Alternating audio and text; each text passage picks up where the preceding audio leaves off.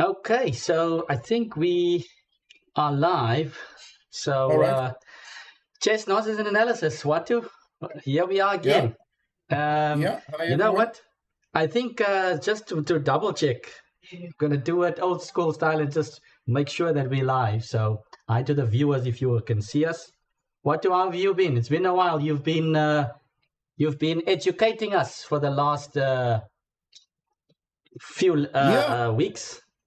Yeah. It's been interesting. It's been very interesting. So, here we are.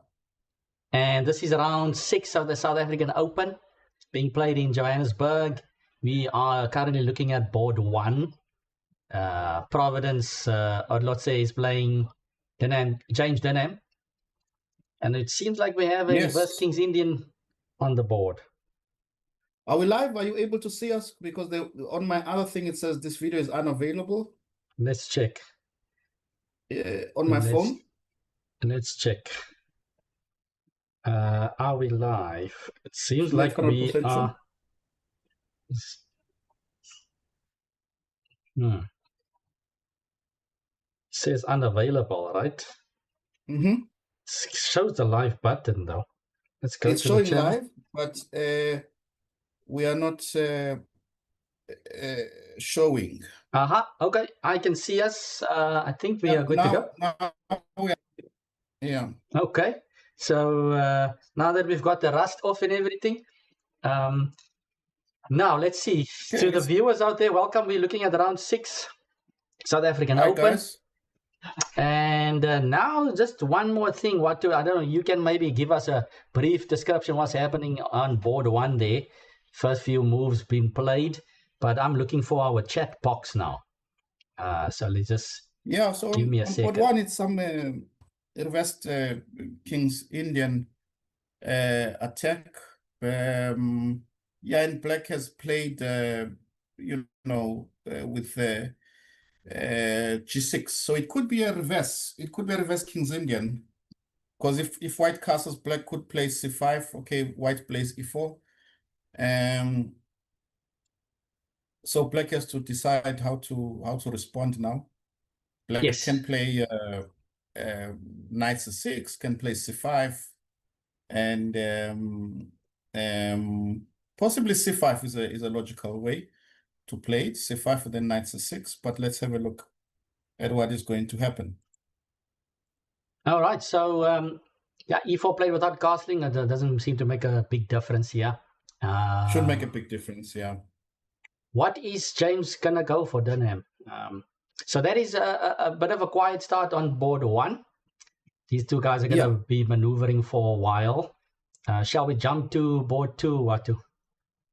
Yes, board 2. I see with Banele's board nothing, with right? E4. Just E4 Are on you the seeing board. Anything else? Nothing else. Yeah. Let's just do a quick scan here and see. Maybe the other boards still need to catch up. So don't see anything yet. There on board 5, I see something.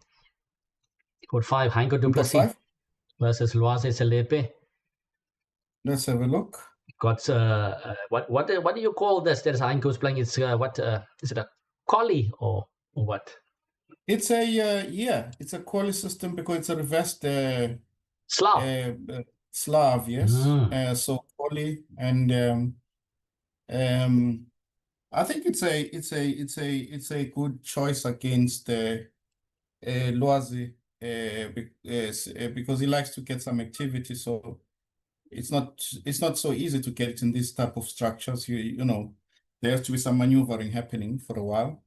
And I mean, to me, what these Slav positions, it's big question is always can Black grab the c4 pawn and hold on to it safely? Yeah, White is a tempo up and seems like Black is tempting White to grab there.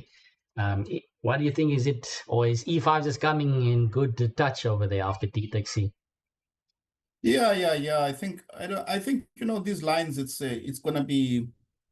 I think Black wants White to play d takes c5. You know, because those positions are very unclear.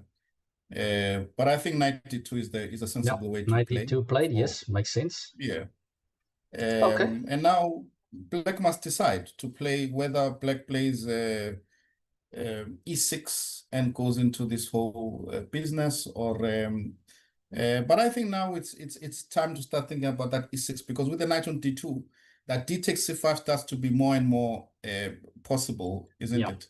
Yeah, d takes Because c5. The more white just develops, the more he's going to start to threaten to take on c5, right? So probably So expecting e6 over there. Yeah, e6 is a logical move. And now, what on board 6? It says draw already. Yeah. Am I missing? Maybe just there is the moves came through because the result is already in. Because I'm assuming the games are delayed by 15 minutes or something.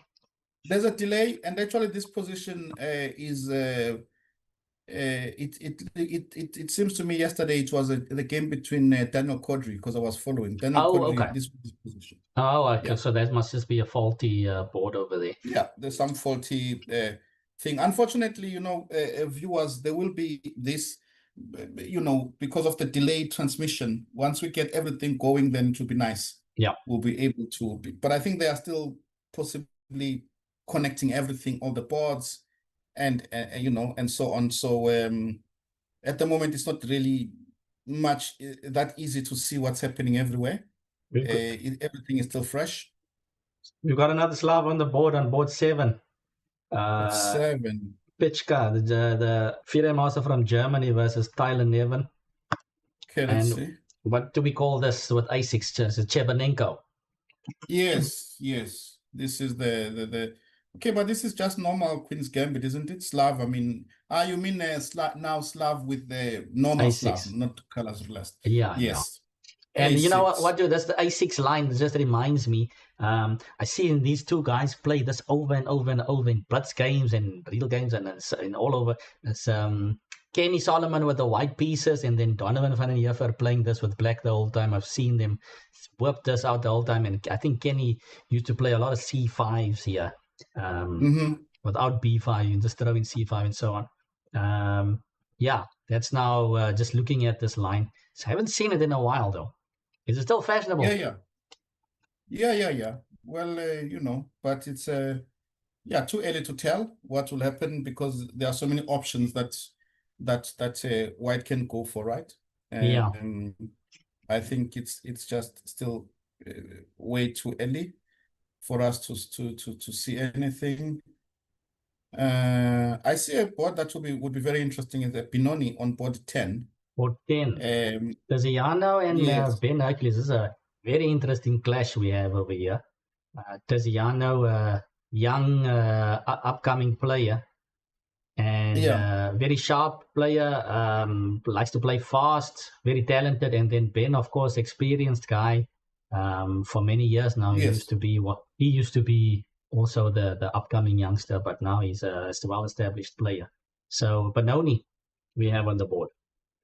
Yes. So could be anything. I mean, if it could be a Benoni. What do you think? Can Black not play b5? Yeah, is this not one of those lines that white should be familiar with, or am I? No, the knight should be on f3, right? In the Blumenfeld gambit, that's with the knight on f3. Yeah, the knight on f3. Yeah. So no, I think he can play. He can delay taking on d5, play d6, and so on, or he can straight take, or sometimes you can take on d5 and play bishop d6. That's snake Benoni, but it never really caught on. Yeah, this should be an interesting one. With bishop d6, bishop c7, bishop a5, and so on. Should be interesting. So any other boards where should we go? Back to board 1? Let's or should we go through all the games first? See what's happening? Let's check. I'm here on board 9 now. I just skipped to the previous board.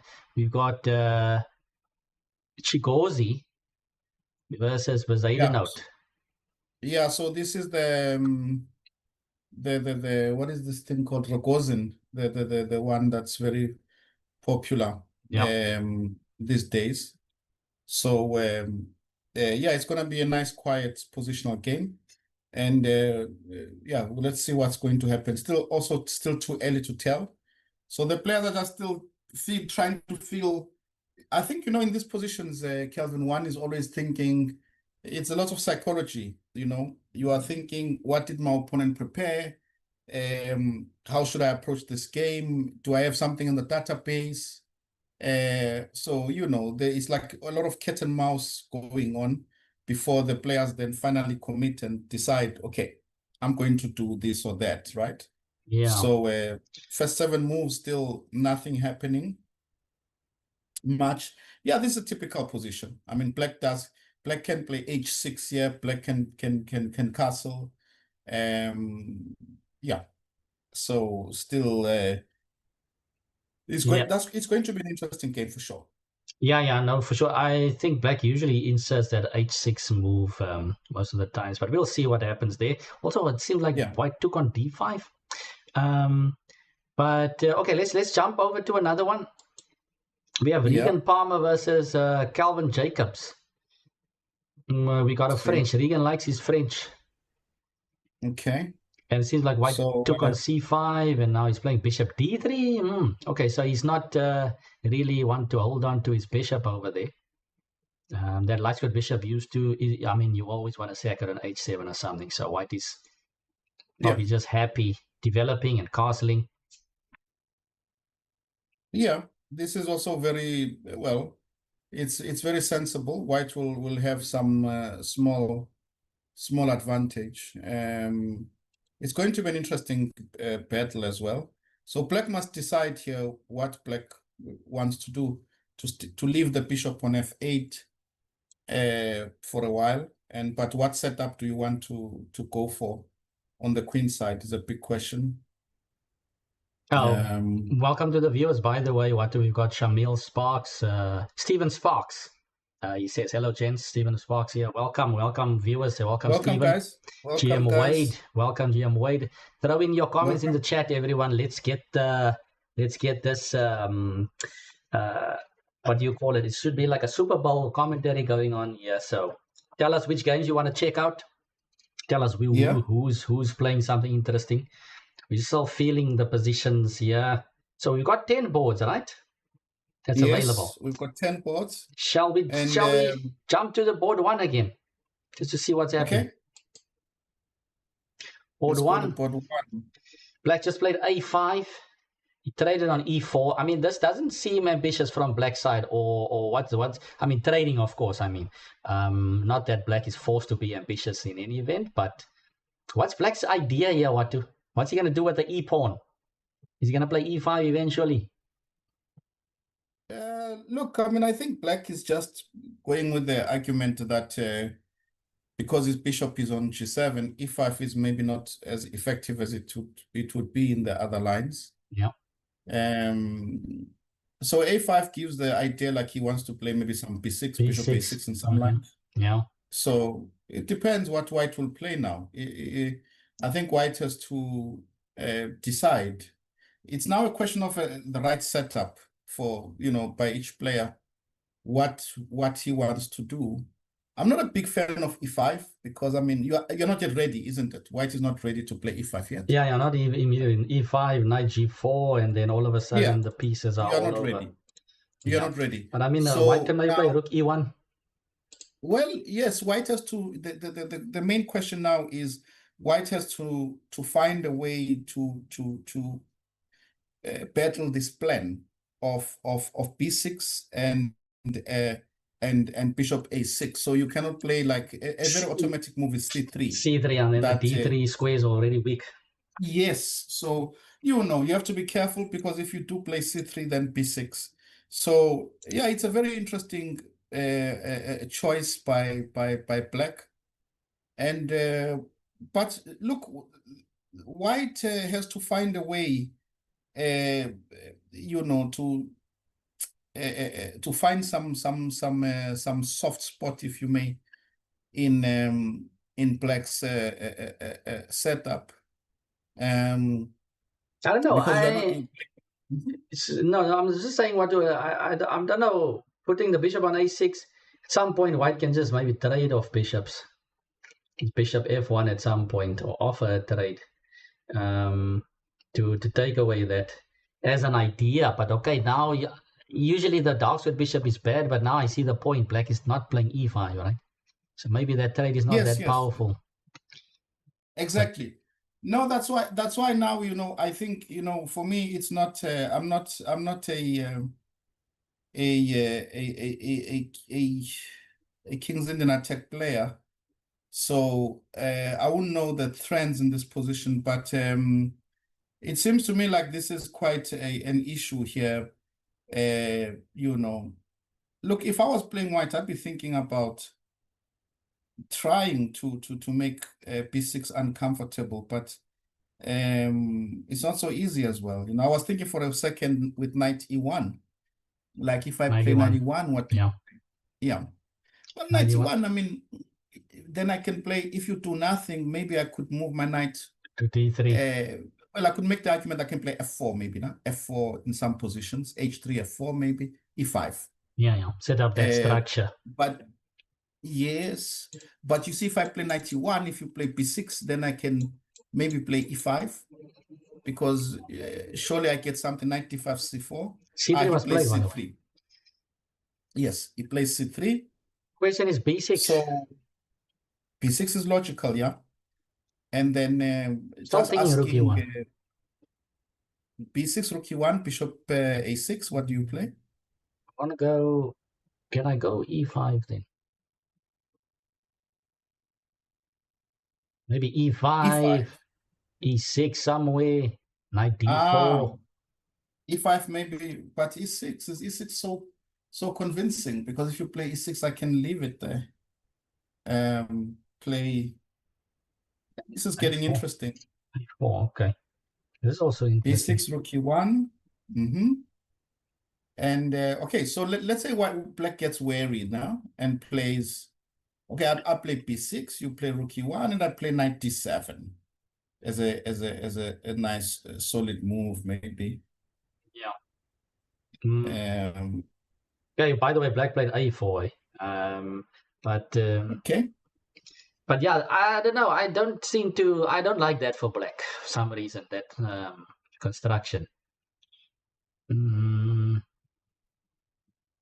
A4 is, it's tempting fate, because yeah.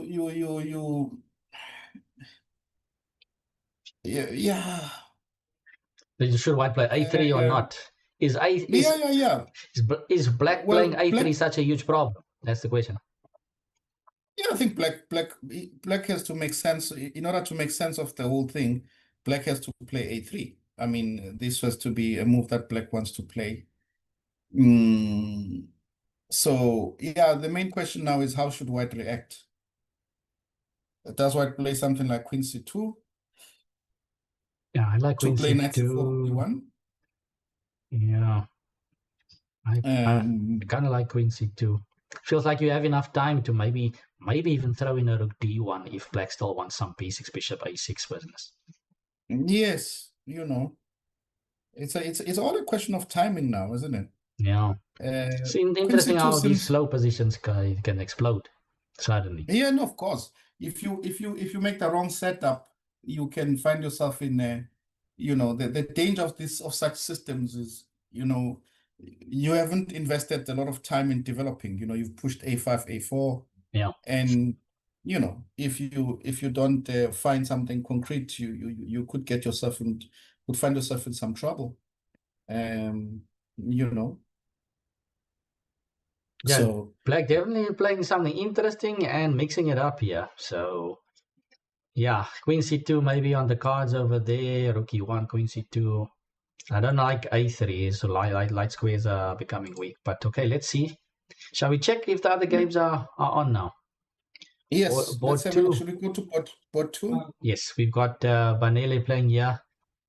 He played e4. Sicilian. Okay. Benoni played e4. Interesting. Yeah, I'm surprised that he actually goes into an open Sicilian. Maybe we he have a knows time enough something about this player. Maslango. But yes, I don't know much about him. But it's not the most what's the word I'm looking for?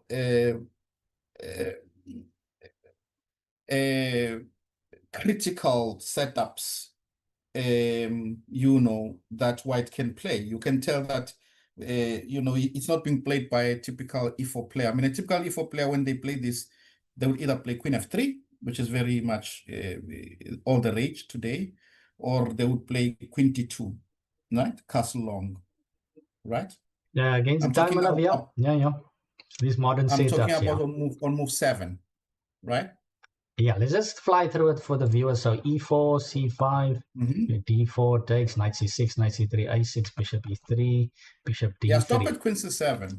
queen c7. So queen d2, we are opting for Yeah. castling long. So what I'm saying Or that queen the f3. most critical lines at the moment would be queen d2 or queen f3. Queen f3 is all the rage as well, Yeah, right? going for some queen g3 later, right? Yes. Yeah, So bishop d3 is a move, but it's not the most critical yeah, move of course. in the position. And white plays knight f6 and Banele castle. So it's not the most challenging setup for against black. Yeah, okay, but that's This I think that's the difficulty playing the Sicilian, right? You gotta be ready for all of these setups that white is throwing at you. White could play this bishop d3 setup, and you need to know how to do. White can play bishop e2 and bishop e3, like Kasparov and Karpov in their matches. You need to know what to do against that. White can throw so many things, even a g3 setup, right? So maybe yeah. with this modern day preparation, maybe Banele just thought to throw in something a little less discussed and just know it better than his opponent. Well, definitely. But the issue though is that, when you play like that, you do leave some room for the opponent to maneuver. For example, here, if I was playing black, I'd be thinking very much about h5. H5, interesting stuff. Yeah, it's always Yeah, that h5 idea. is something I'm definitely thinking Mm. about. Uh, but of course, it's nothing. It's not really the end of the world because white can just play h3, I guess, Yeah. in this position. Yeah, it's a Um, critical moment for black now to decide what to do, yeah, actually. yeah. H5, bishop So e7. Does he go back into some Skavenikan setup? exactly. So Isn't there the move it's knight e5 maybe? Knight e5, I yeah, think, is the old 95. main line. Knight e5, Yes, h3. 95 is possibly playable because white doesn't have f4. Ne? F4 you can play knight eg4, I guess. Yeah. In those structures. So 95 is also a move, and yeah, Usually moves like b5 gets down to knight takes c6 and white goes f4 and stuff like that. So I wouldn't like b5. Yeah, b5 yeah, looks a little bit because knight is a 6, and then and white f4. White is kind of yeah. ready for that setup. So I would Okay. say here possibly 95 is interesting. So is yeah.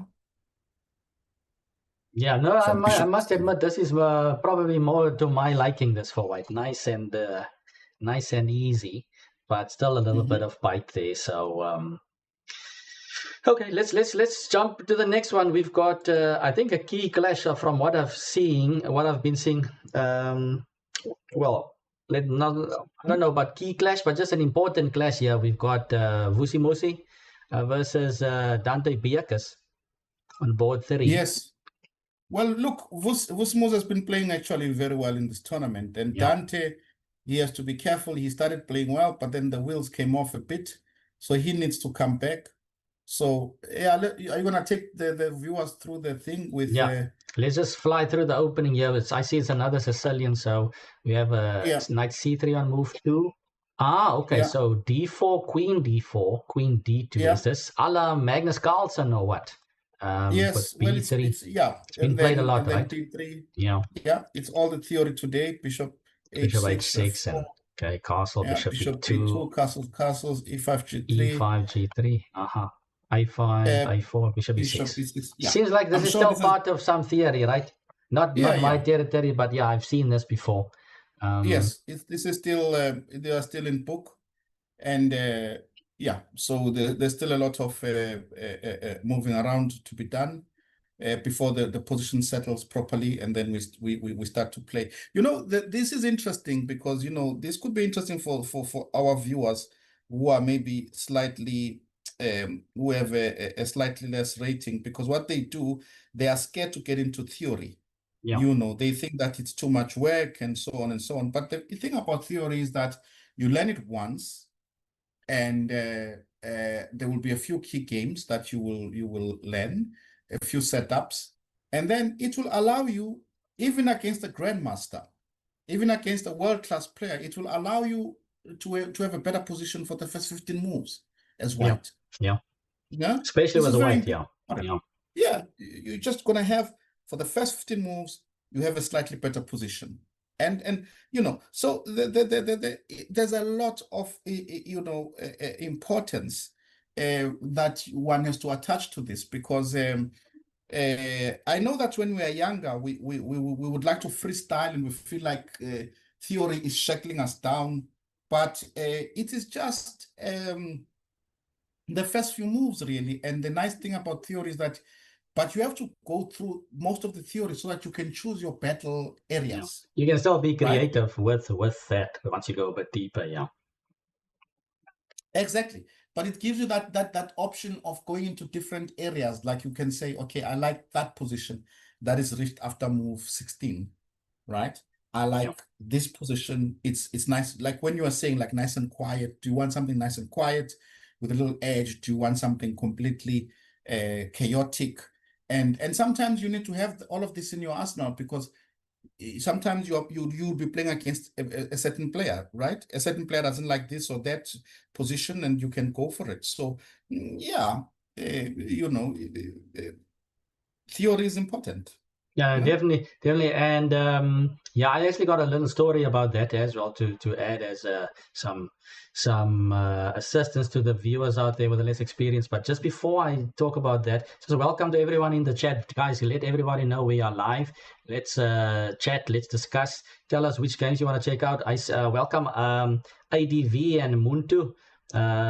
There's a question here. Where's Daniel Caudry? I'm not sure. Is he on the top 10 boards, or where is he? Watu? And then another ADV says, ADV quotes a certain Watu to 2024. You should never lose a game in under 20 moves, even against Magnus. So absolutely. Yep, that's for sure. Yeah, theory kind of gives you that layer if you do. I mean, it's available for everybody. That's the beauty of it. But another story, Watu, I don't know I want to ask you actually, what's your thoughts on it? And maybe nowadays you gotta pick and choose, especially nowadays with theory. So I remember playing a guy, a nice gentleman, many years ago at, I think at the start of the African Club Championships. It was actually in Cape Town, and my team, that was a higher ranking team in the tournament, got paired against a lower rated club. So I played this guy on board, I think board 2 or something.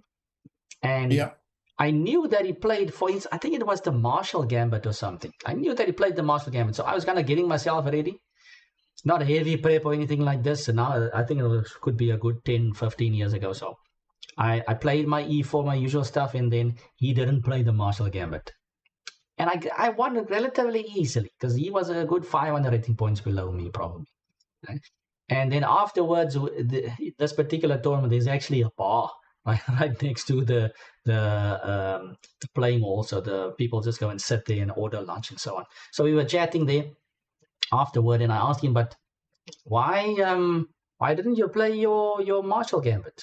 What's the deal? Because and then he's like, no, you're such a good player. Now, why must I play this against you?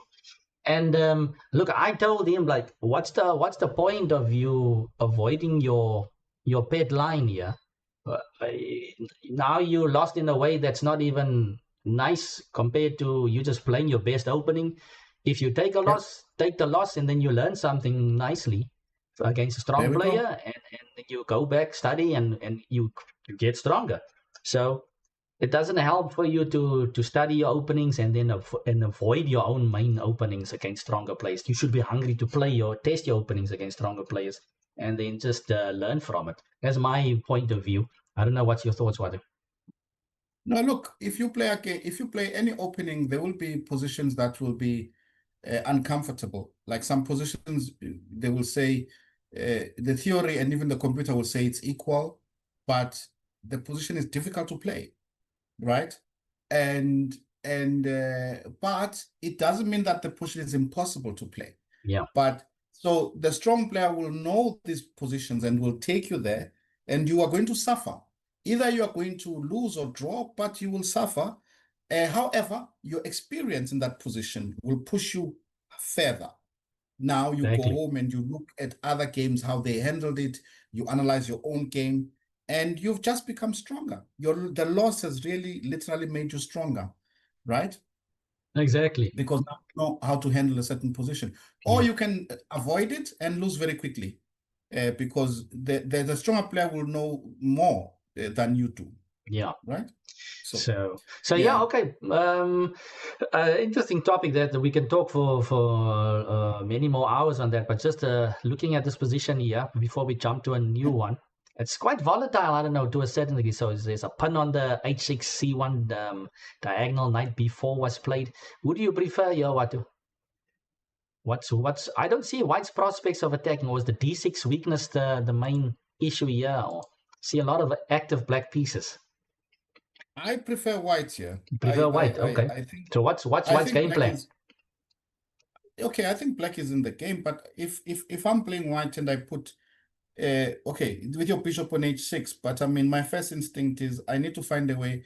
For example, if I put my knight on g5 Okay, so with my pawn something on like this. h4, like let's say I play, if I could find a way to play h4, not now, it's like too slow. I need to Yeah, do something quickly because now possibly you have to be looking at, so knight f3, let's say here, knight and f3, then okay. Can I make the and moves? then I Let, want to. let me make the moves on the board, yeah. Okay, knight f3. Yes, let's say I play knight f3. Was that you or was it played? Well, I thought okay, let's say back to life. Yeah, I actually played knight f3 now. So just as I Yeah, made the move, they actually played it. right. So yeah. Yeah, so knight f3, and so my idea, I think black has to Black's probably going to play something like rook c8 or something. yeah, rook c8, but knight g5. Yeah, black must play something like rook c8, and then But and e5? now, Oh yeah, e5 is spent. excuse me. No, just I'm still grasping the whole position. White, of course, can't take on e5. Yeah, not yet. So that's why I would like to play h4 knight g5. Then I'm doing very well. Okay.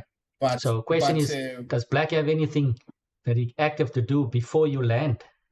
That's the question. exactly. No, black has got lots. I think black has got lots because if black plays rook c8, a move like knight takes e4, rook takes c2, even though it will be Yeah, 3 pieces, but I have to calculate because everything will be hanging. Like for yeah, example, let's say black plays rook c8, I yes, play h4, black plays h4, knight takes e4, knight takes e4, rook takes c2, queen takes c2, knight takes c2, king takes c2, possibly bishop f5 will bring the piece back, right? possibly Bishop, with d5 and something also. Yeah, yeah, yeah, d5, e4, and things like this, right? yeah, So yeah, it's a very interesting position, but I think white also has to be careful because there are lots of X-ray attacks, yeah, and there can be hits in the position. The pawn on b3 is very, shall we say, volatile. If black can play at some position, queen b6 threatening knight takes b3 already to play bishop takes yeah, b3, so yeah, very, very interesting position. yeah, Yeah. yeah, definitely. Rook c8 was played, Yeah. by the way. So Yeah. Yeah. sharp stuff on Yeah. our hands. Very sharp. Rook c8 is very interesting. It's very sharp, very exciting. And yeah. Yeah. No, on the question of Daniel, I think we should go into it a little bit. I don't know much about, but I think Daniel has withdrawn actually Oh, yes, he from. withdrawn. And Yeah, but he Mhm. didn't lose a game, right? I think it's just he drew a lot, right? I haven't been in touch with the tournament for the first few rounds. Started catching up with your sessions at the end, Watu. But Yeah. No, well, look, I mean, it is like 2 losses because he drew. Let's see, oh did he yeah, draw the 4 times? amount of throws, right? Yeah, 4 times, yeah. It's already quite a lot, and I don't know. I don't know what he was. Maybe he wasn't feeling so well, or whatever. But we'll know as time goes on why he withdrew. But the story now is that, yeah, unfortunately he has so he's withdrawn. withdrawn. Ah, okay, that's a pity, big pity. It's a pity. Yeah, Yeah, we would have obviously loved him to be in the mix. yeah, Uh, Even better if he's playing well. in the mix. Yeah. So we'll find out as time goes on why. But I suspect maybe he wasn't feeling well. Let's yeah. Let's jump to the next game here. We've got Simpson, freshly titled I Am Simpson versus Mgobozi. And what do we have here? Right. So yeah, I think one has to go back to let's go to the start. E4 so it's C5. a Rosolimo. We have a Rosolimo, yes, knight F6, D3, bishop G4. And whoa. Black actually keeps the light squared bishop. Okay, bishop H5. G4 bishop. So okay, to me it just is a bit strange. Usually they give up that bishop on F3. I suppose black is going to try to loosen up the position now with H5 or something. Is that bishop going to get out? Bishop F4. I would have been comfortable taking the on pawn F3, on F2. right? Double pawns and position being closed. Yeah. Bishop E7, castle long. Queen A5 and knight E5. Yeah. Yeah. Okay. Look, let's put it this way. It's playable, but black has made life difficult for himself. I don't think he was familiar with the position because right now white has got a very simple plan to play H4, and then black has to play. So the nightmare for black is white playing H4. If H4 is on the board, we've got problems. So black decides to solve this problem by playing bishop B4. I must admit, I don't like black's position. This doesn't seem to be a real solution here. Knight C4 is also looking pretty juicy as well. Knight C4. Knight C4 also looks juicy. Yeah. After knight C4, you gotta play queen D8, no?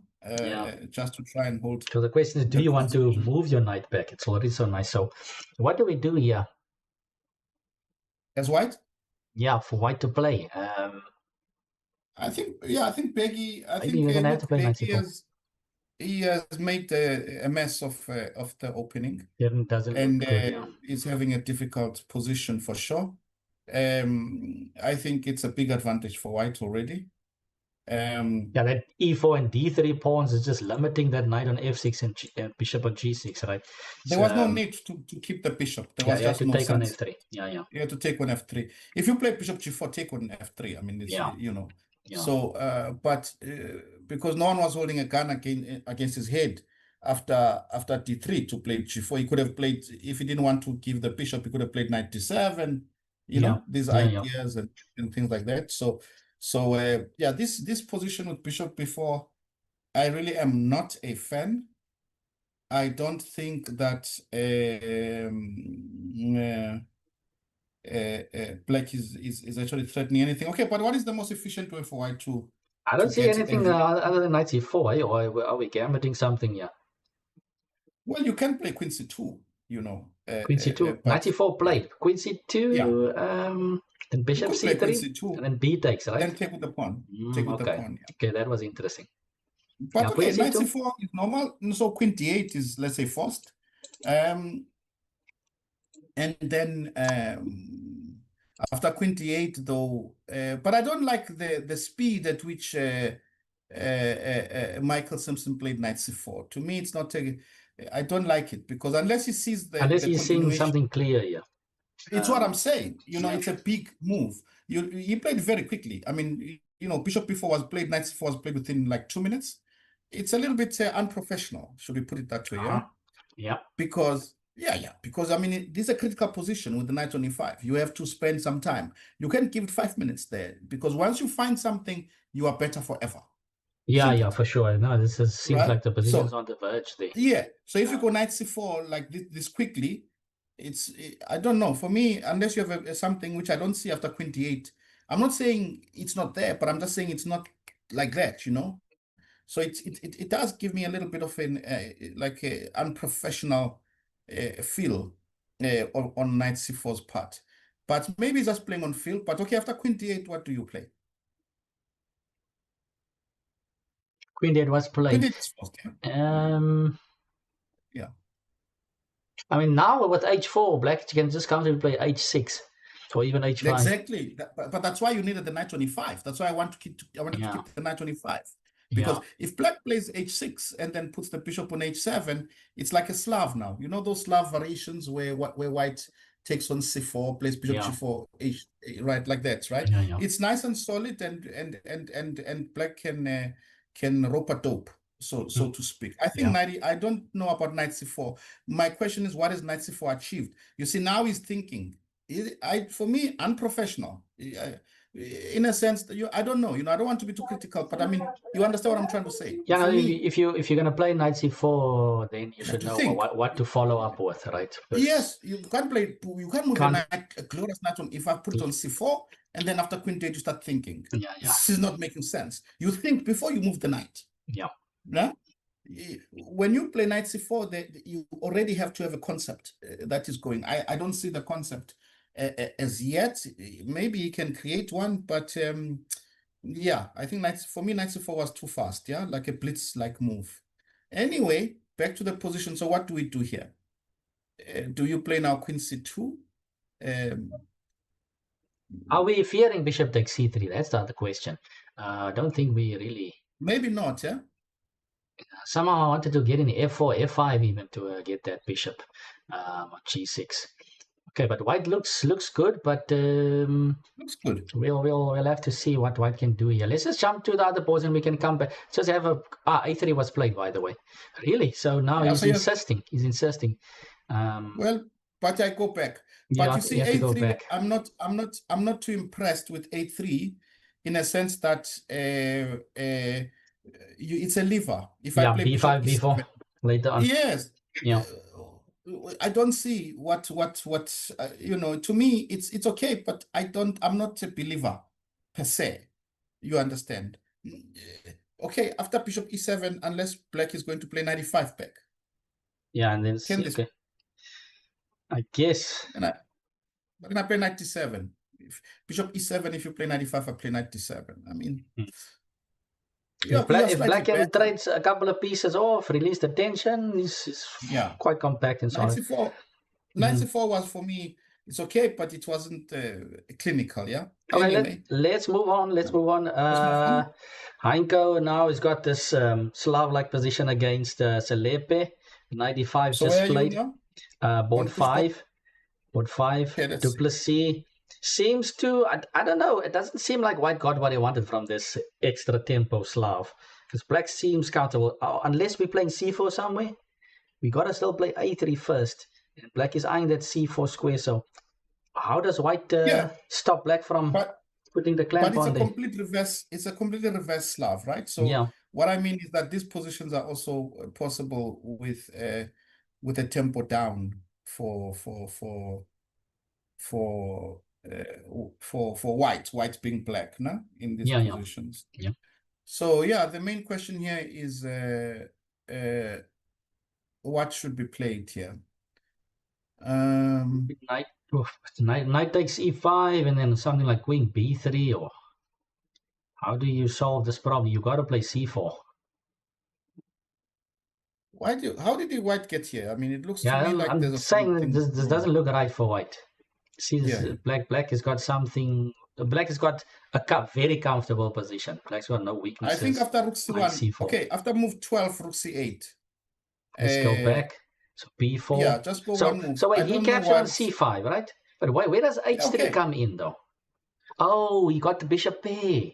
Oh, okay. Okay, bishop d6. Oh, did he take the bishop? Oh, I missed that. Oh, he took the bishop. Okay. Yeah, b4. That's what has changed the situation, the complex of the position. The knight is not on d2 because you've got the bishop. Okay, but then my question is, was rook c1 possible? Okay, but then let's follow. Let's follow what white is doing then, because white has got the two bishops. I mean, you got to play c4, otherwise, what does the two bishops mean here? c4, e4. But c4 knight takes c4. No, I mean, it's not happening right now. I'm not liking white right now. Is there a way out here? Let's give him the benefit of the doubt and say black is threatening knight c4. Yes, so I cannot allow that.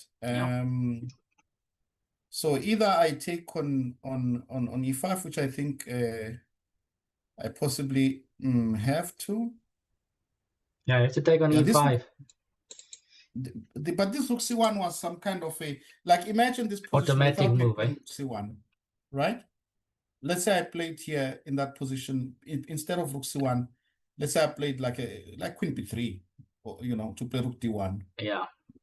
that would have been, I don't know, maybe. But okay, anyway, rook Queen, c1, queen 95. b3 just to play. Yeah, okay. Yeah, and then if 95 is just, yeah, okay. You got somehow play c4 still. I don't like what's happening here for white at all. Yes, I don't like But it at all.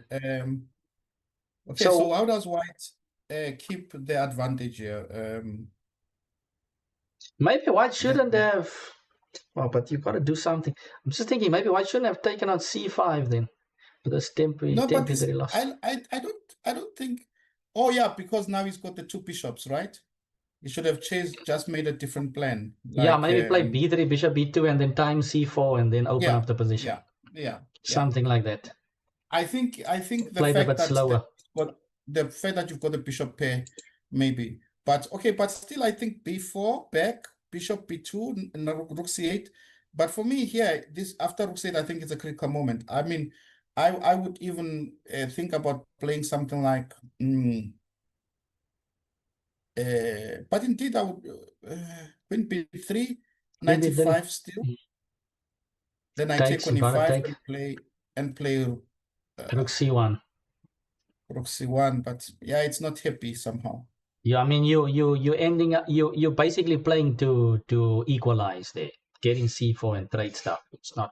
I Yeah, mean you yeah. could maybe play for bishop versus knight there, but white I don't know. White didn't get what he wanted from this. So yeah, that knight on d2 is missed there. So I don't think he should have gone for dc5 so early. Maybe so there was something else, but okay. Let's see how Duplessis is gonna handle this. Sanko has got some work left here. Salepe should be happy. Healthy bishop, strong knights, and pressure on the c5.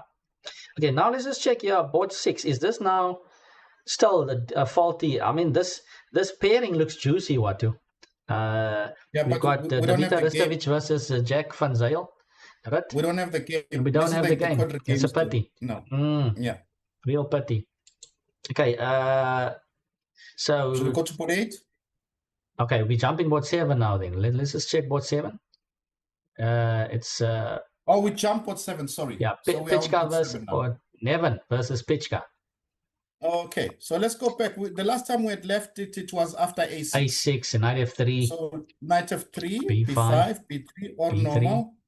bishop Bishop g4, g4. A4. Okay, is that latest? H3 is normal, yeah? Okay, a4. Yeah, Yeah. yeah. B4, b4, 92. 92. This is like some strange stuff now.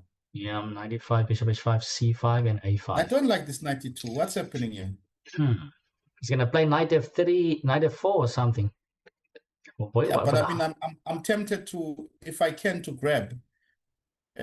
Okay, so his argument is that if I take, he's going to play f4.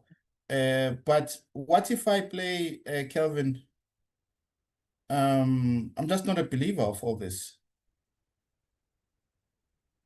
Okay, maybe I have my doubts.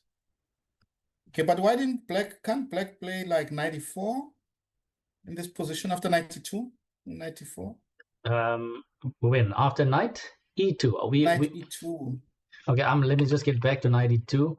So knight e2, e94, you say?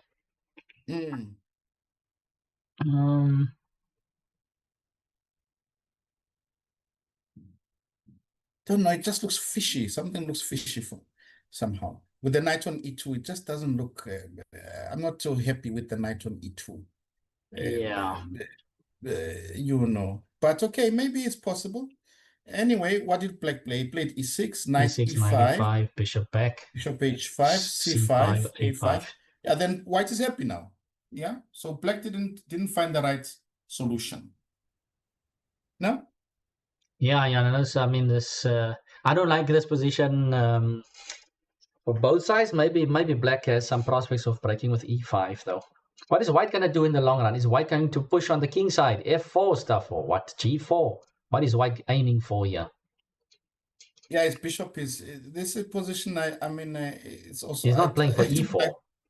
You are right. I don't like for both sides either as well. not it's an ugly position, eh? It's very ugly for both sides.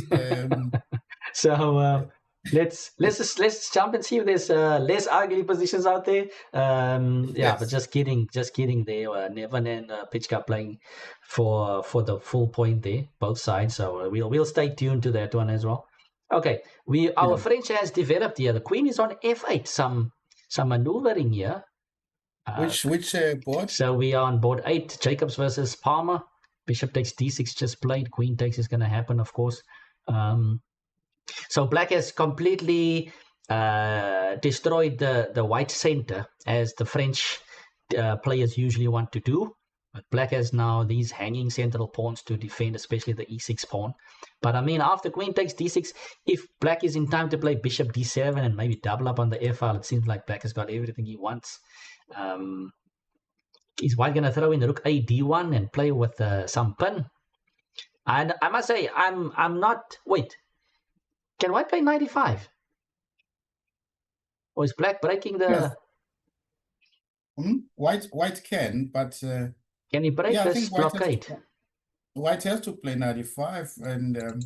takes, and then... Yeah, he possibly would... that's what he's planning, no? 95. It has to be that. Has to be. And after 95, can I not just play knight d7? But then d7. white has knight g4, some tactics. Yes. So 95. What does black play after 95? Just straight bishop d7, or should he get rid of that knight immediately with this knight g4 looming? I think the end game is not good for black. Yeah, this French bishop on c8 is always a problem. Yeah, and having this hole on e5 is a big issue, and the king can sometimes get to d4. You know, g3 f4. Yeah. And then that knight on c5. Yeah, 95 happens. And then the knight on c5, that bishop looks so juicy on d3. It is a good piece, but I mean, here we already see the two knights are going to get traded most likely. And then if you trade your c5 knight for the d3 bishop, viewers, then you see that black is left with that bad bishop on c8. Unless black can somehow play e5 and open up that guy. Yeah, I've seen some nice games. I don't know, there's probably millions of games out there, but I like how Sergei Taviakov squeezes the guys in this French defense. There's a couple of nice games by him. Let's get things clear. Black has not yet completely equalized here. Yeah. 95. When I saw 95, it's there's still a lot to difficult. Yeah, it's difficult for black. Yeah, let's just rewind a bit and see what happened.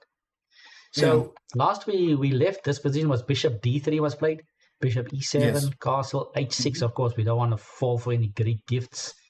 At some point, h3. h3 looks so... Why? Was this g5 a possibility there? Yeah, but I don't like h3 nonetheless. h3 doesn't seem like it doesn't seem to fit. It doesn't fit. It doesn't fit into the f5 structure. f5 was played. Takes, rook takes. Castles. Yeah, f5 is. But why go so fast, man? You know. But okay. I mean. Yeah. What else should black be doing here? But okay. f5 takes. Well, bishop g3. You can take the bishop for starters, and then play. Like okay, what if I just played very quietly as black, like in this position, knight takes d3? How do you respond? Instead of f5. Yeah, I don't like f5. Like I take on d3, knight takes d3. Take on d3. Let's say, what should I do? I'll go queen takes. Yeah, queen takes. Then I play bishop d7. Bishop d7. Okay. Now I gotta do something. Yeah, I don't see a danger on the king side without your white good bishop. Isn't it? There's rook c8, knight b4 already. I might have to first play a3 first. Play normal. Rook and then you have knight a5, knight c4 as well. Yeah, knight a5, knight c4. Just okay. Queen b6, nice position. Just to point out to the viewers, because I was looking at knight e2 here. Maybe put the knight on g3. It's just too slow. Rook c8 and knight b4 is already a huge threat. The bishop on d7 could also join. When you go knight e2, knight g3, I just play rook e8 and bishop f8, and then you can forget any attacks there. Probably. Yeah, this is it's quite a task here for white, eh? It's tough, you know. Yeah, I'm not saying it's not possible, but I think that, you know, now when black plays f5, Look, the point is very simple that I'm making here, Kevin. I'm saying white's pieces are better placed to meet an f6 or an f5, isn't it? Yeah. I've got a knight on f3, a bishop on f4, and a rook on e1. It's very logical. So if you play f5, from a strategic point of view, it doesn't make much sense to me. Yeah. Because I mean, you know, now I take and then okay, I play bishop g3, and then queen f8. Queen f8. But black is not playing according to the requirements of the position. Black is trying to attack from a position where he's not ready. It's as simple as that. Yeah. Black is not ready to be playing this. There's no need for black to play this. Your rook is on a8. Your bishop is on c8. Develop your pieces first. What are you doing? Queen f8 and what are you Queen doing? f8 looks a bit strange. Okay, f5 or f6 typical in a lot of French positions, but yeah, in that one there where you can grab on d3 so easily, right? Queen f8. What are you doing? Yeah, queen f8 I'm not so sure about.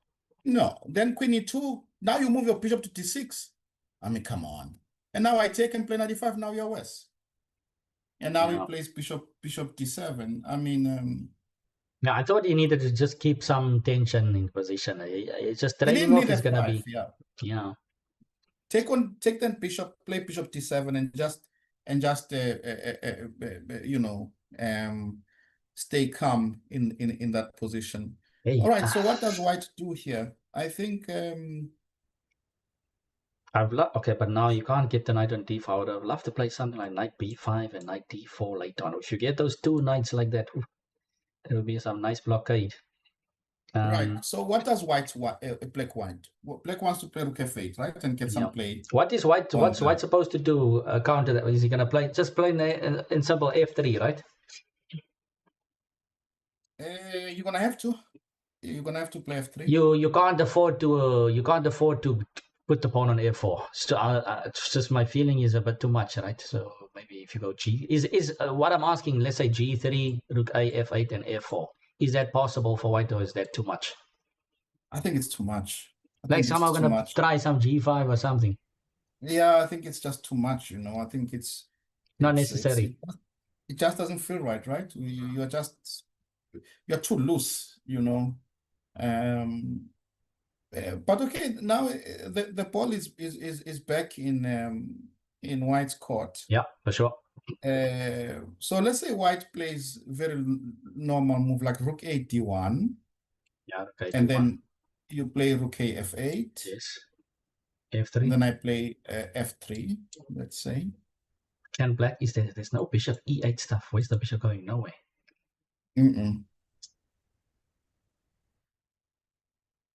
You have knight knight e7s? No, nothing. Knight e7 maybe, knight f5. No, knight e7 already falls. Oh, wait, no. Bishop on d7 is covering b5. I want to say knight b5. Yeah, when you play knight e7 with my rook on d1, you could get into some problems with some tactics, yeah? Because, you know,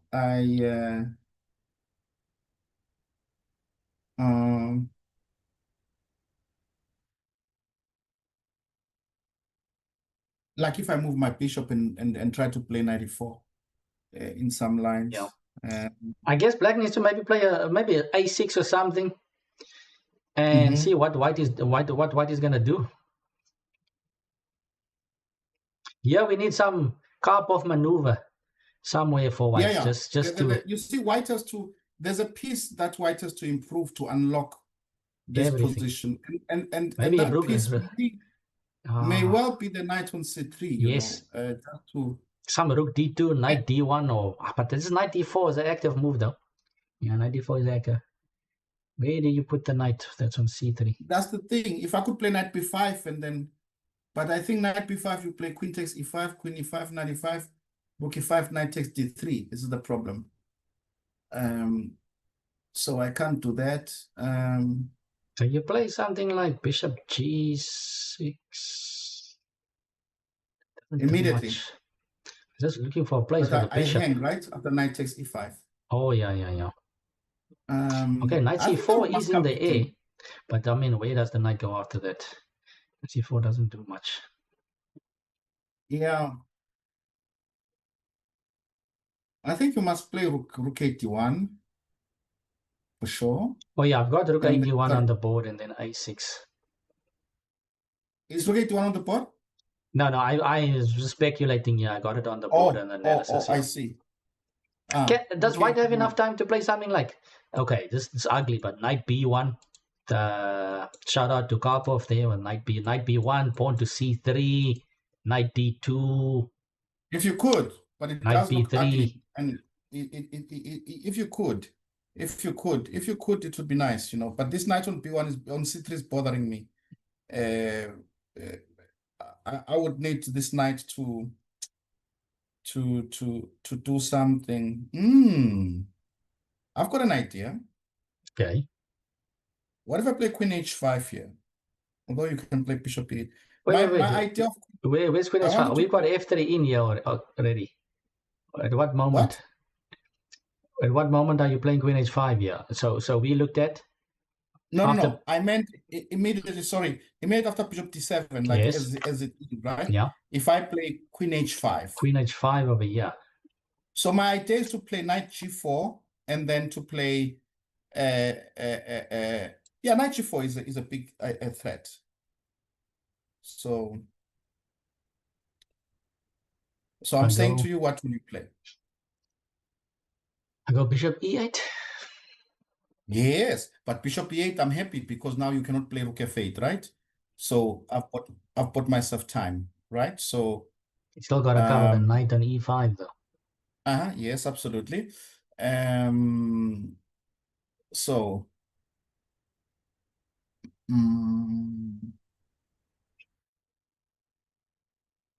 yeah, and if I go back, you just go back yourself. Yep. Okay, these two guys have got some maneuvering here left to do. What I just think that we will maybe just check out the others. Let's see how they do. Certainly this is a very interesting stuff. position. But let's go back to the live position. They just played bishop d7. Yeah, definitely interesting stuff. Let's jump to board 9, Chigozi versus Bezuidenhout. So this is not a Roland Bezuidenhout.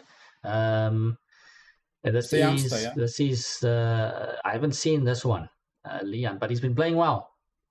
Yeah, I think he's a youngster. He's been playing quite decently. And who is Chigozi, by the way? I also don't know this name.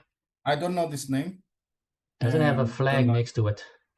So what's happening over here? White is up a pawn. But I don't think Chigozi is from South Africa, is it? I don't know. It could be from neighboring countries, maybe. I don't know. I'm speculating. Never heard of him. Yeah, bishop f3. What's happening here? Me? No, I'm looking at the position. Bishop f3. Is there not rook c8 on the board? What am I missing here? Oh, rook c8, queen a5. What's happening here? Isn't white a pawn up? How did they get here? I mean, I'd like just to go back. This is fly from the start here. So we have Queen's Gambit declined. Oh, Ragason. Oh, this is this position with Bishop h6 was played. Takes on f6. Yes. e3 castle, Bishop e2, Bishop e6, a6, Queen b3, Rook fd8, 95. 95. So we want to get to that bishop on b4. Yes. Takes. 95 is a nice move, yeah? Yeah. So it takes on g6. Took on b7. Take on b7, rook b8. And queen c6, okay. Knight e7, takes, and bishop f3. Okay. So white is a pawn up. No, not anymore. Yes? Yes, he's a pawn up, but the question is, does black have compensation? Queen is, of course, not where it wants to be, but the queen has escape routes. Yes. So what does black play here is the big question. Black needs to be fast in this position. d5 pawn is also potentially weak. White has got no weaknesses, on the king side. Yeah, that's the problem. You know what?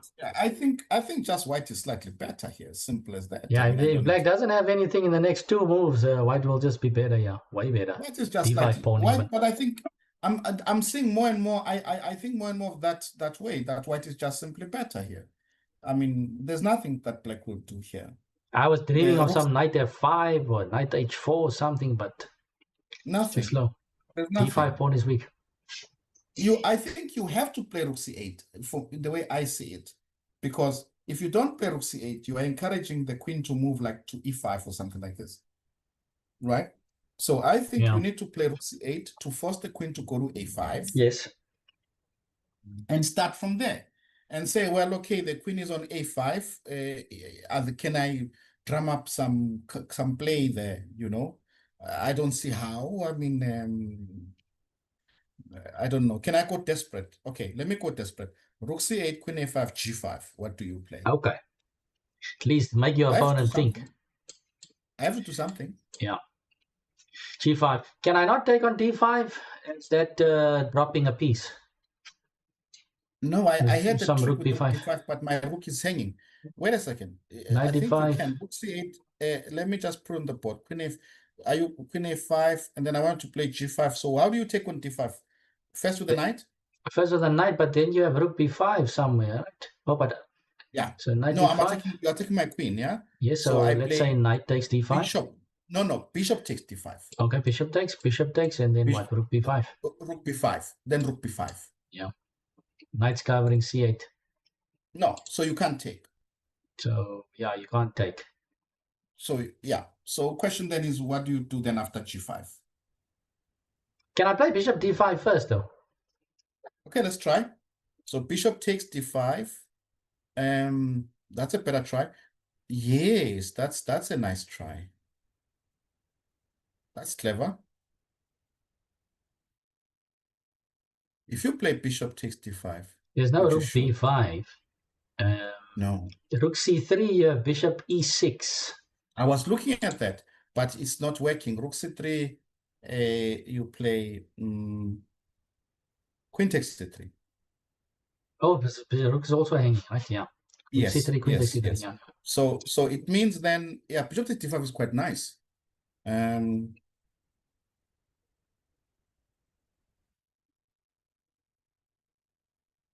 Okay, but I've got this trick. I play bishop takes d5, knight takes d5, knight takes d5, queen takes d5, and I play rook c2. Rook c2, and you going for that last for a draw. Trying. Well, you play queen f3, right? Queen f3, yeah. You have to. I'm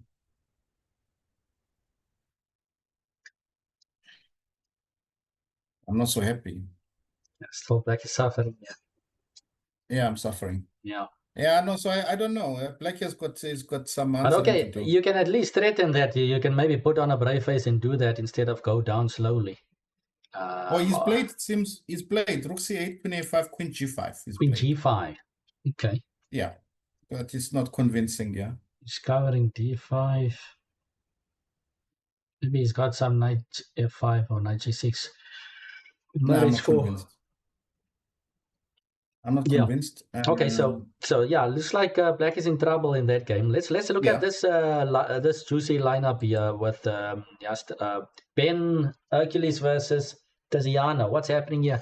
Woof. We have a Benoni, but black played g5. This looks like a snake bite. Not a snake bite Benoni, but look at the opening. He played.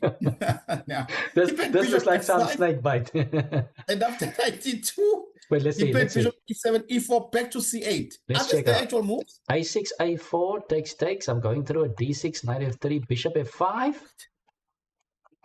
Woof. Knight d2. And then bishop e7, that's deep. e4, back to c8. Come on, man. No, come on. Tiziano is maybe he missed his knight d2 idea. I mean, but knight d2 is typical in this Benoni. I don't know what is that. What that should be? 97 castles. Cheap. That is no, man. I think that is. I found a name, Watu. I found a name. Not a snake bite. It's the turtleneck Benoni. The bishop came out in it. It's the turtleneck. Turtleneck Benoni. I love that. Bishop f5, bishop c8. Yeah, bishop No, f5, bishop c8, the turtleneck Benoni. I've got a better name for it. It's a snake-bitten turtleneck Benoni. Sure. Yeah, okay. So Ben must have been a bit confused here.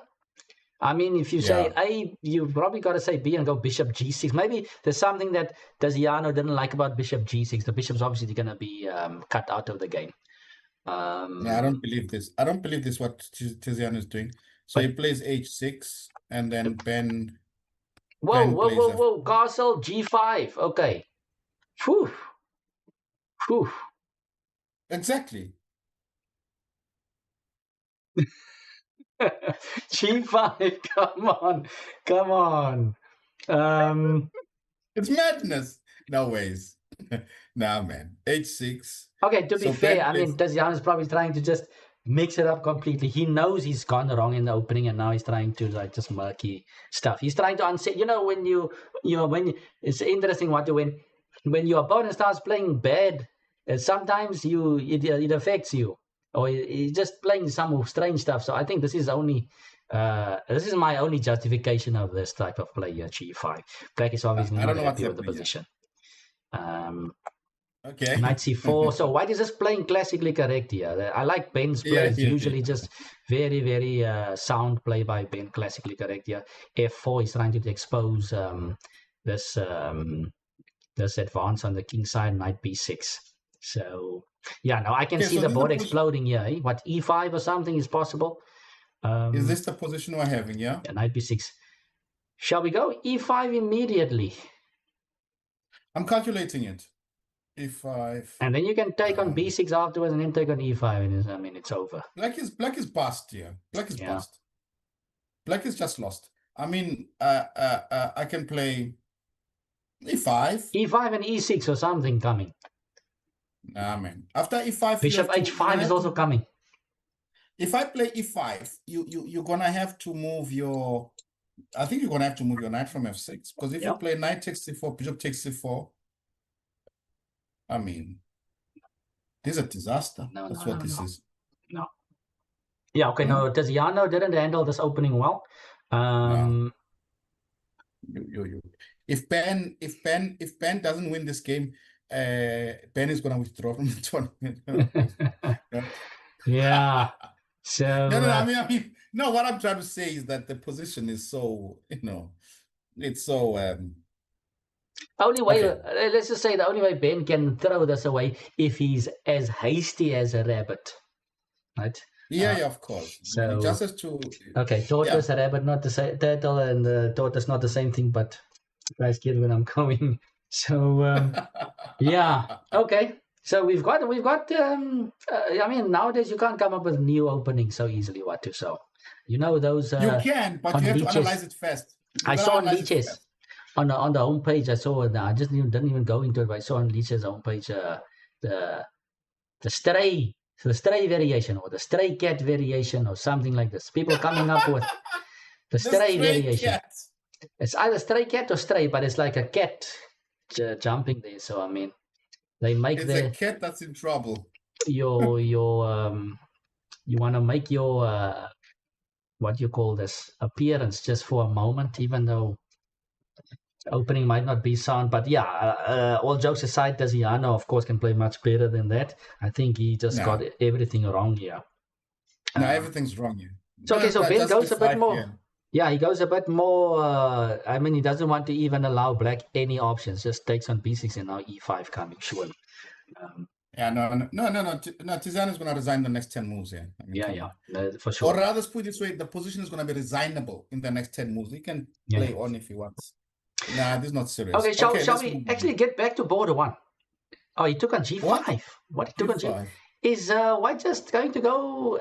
Does he want to win the pawn? Is that what he wants to do? Whoa!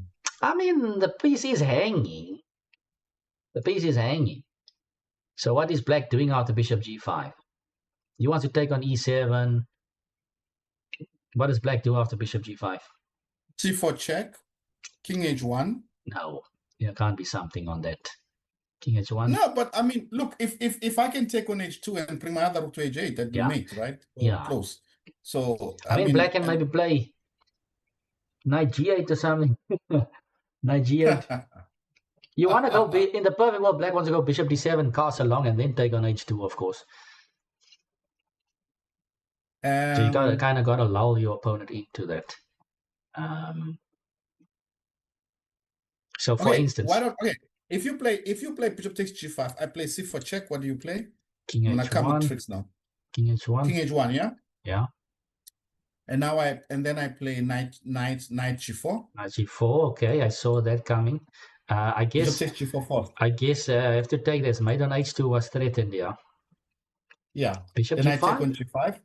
Okay. Then I take. Okay, I'm not liking this anymore for white so much. Well, white is better, but you've created like no. white. I don't want to allow any of this. So I don't even want to allow black. I would have just played e5 and just squeezed. Yeah. So yeah, black has got some play on the dark spheres, but they make one bad move and all of a sudden black could get something. It's what I'm saying. Or does he throw in an a5 first? Does he play a5 first, but then queen a7? Queen c5? Right? Queen c5. Excuse me? Oh, a5 win instead of bishop g5. Right now. Right now, before taking on g5. Oh, yeah. Maybe that'll just be a small improvement, yeah. Yeah, play a5. The queen will go back to a7, right? Yeah. And then could you go e5 then and just d6 or something? e5. a5, queen a7, e5. I would definitely play c for check, king h1, and try my luck there in that position. Yeah, but this is bad, man, for black. Let's move on. Let's move to another game. a5 was played, by the way. a5 was played. I'm guessing queen a7, e5, and then takes in pawn to d6, and then some knight d5 somewhere, or bishop g5, knight d5. But okay, let's go check the board one again. Let's see, that was a heavy maneuvering. Aha, so white has got this. He just played e5. White's got this structure with f4 and e5 in place. He did play. Let's see what happened from the last time we looked at it, right? The last time we looked at it, a4 was played. Isn't it? a4 was played, and he did actually play queen c2. Right. Queen d6. Queen d6. I can't guess black's moves. Queen d6. Rook e1. Rook e1. Queen c5. I don't like f1. This. This is coffee house stuff. Put a queen on c5. I mean, why not play b6 and bishop a6? I mean, now black is just making it up as it go along. Rook d8, bishop e3, queen h5, which is completely coffee house. The knight's on f1. You're never gonna checkmate. Yeah. You put your. I don't like this. I don't like it at all. Not even a bit. Knight d4. Knight g4 probably is coming now. f4. Knight c4, e5. Knight g4, what does white play?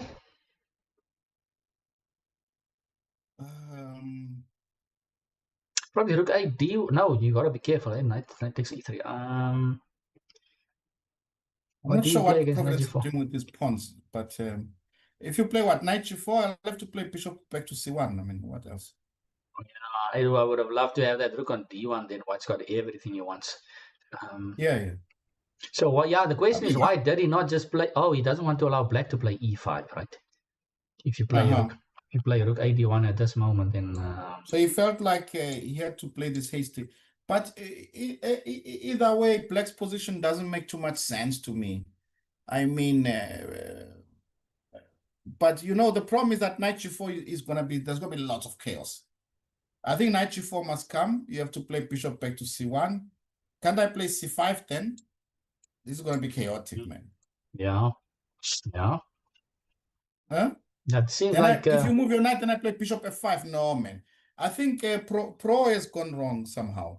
He shouldn't have allowed all this. I mean, So anyway, I think before this f4, I think f4 was hasty.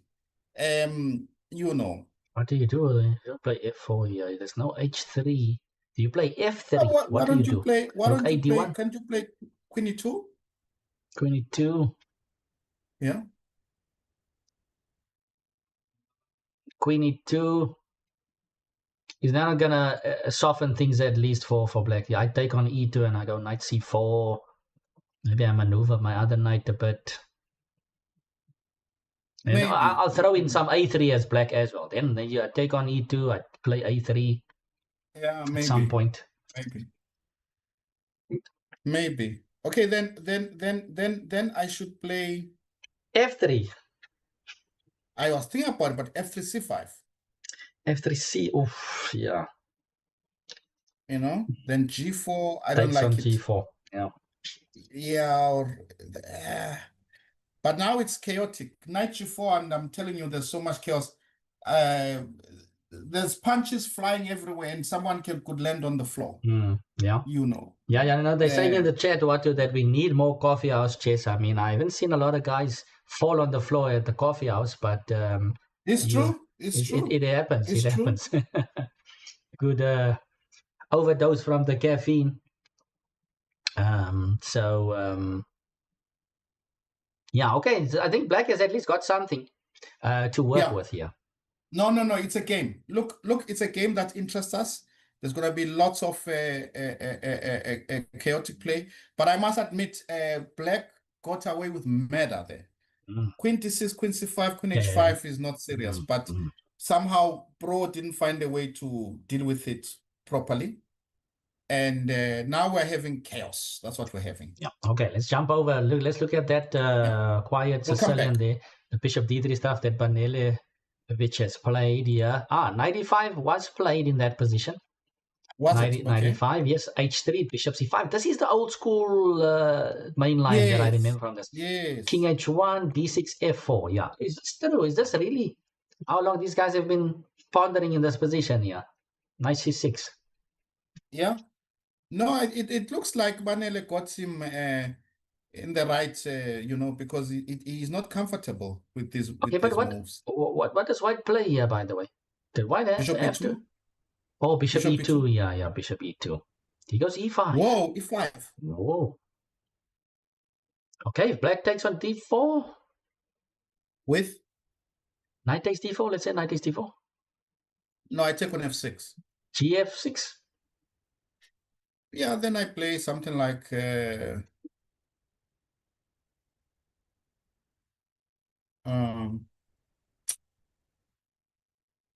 I mean, I can play bishop d4 as well.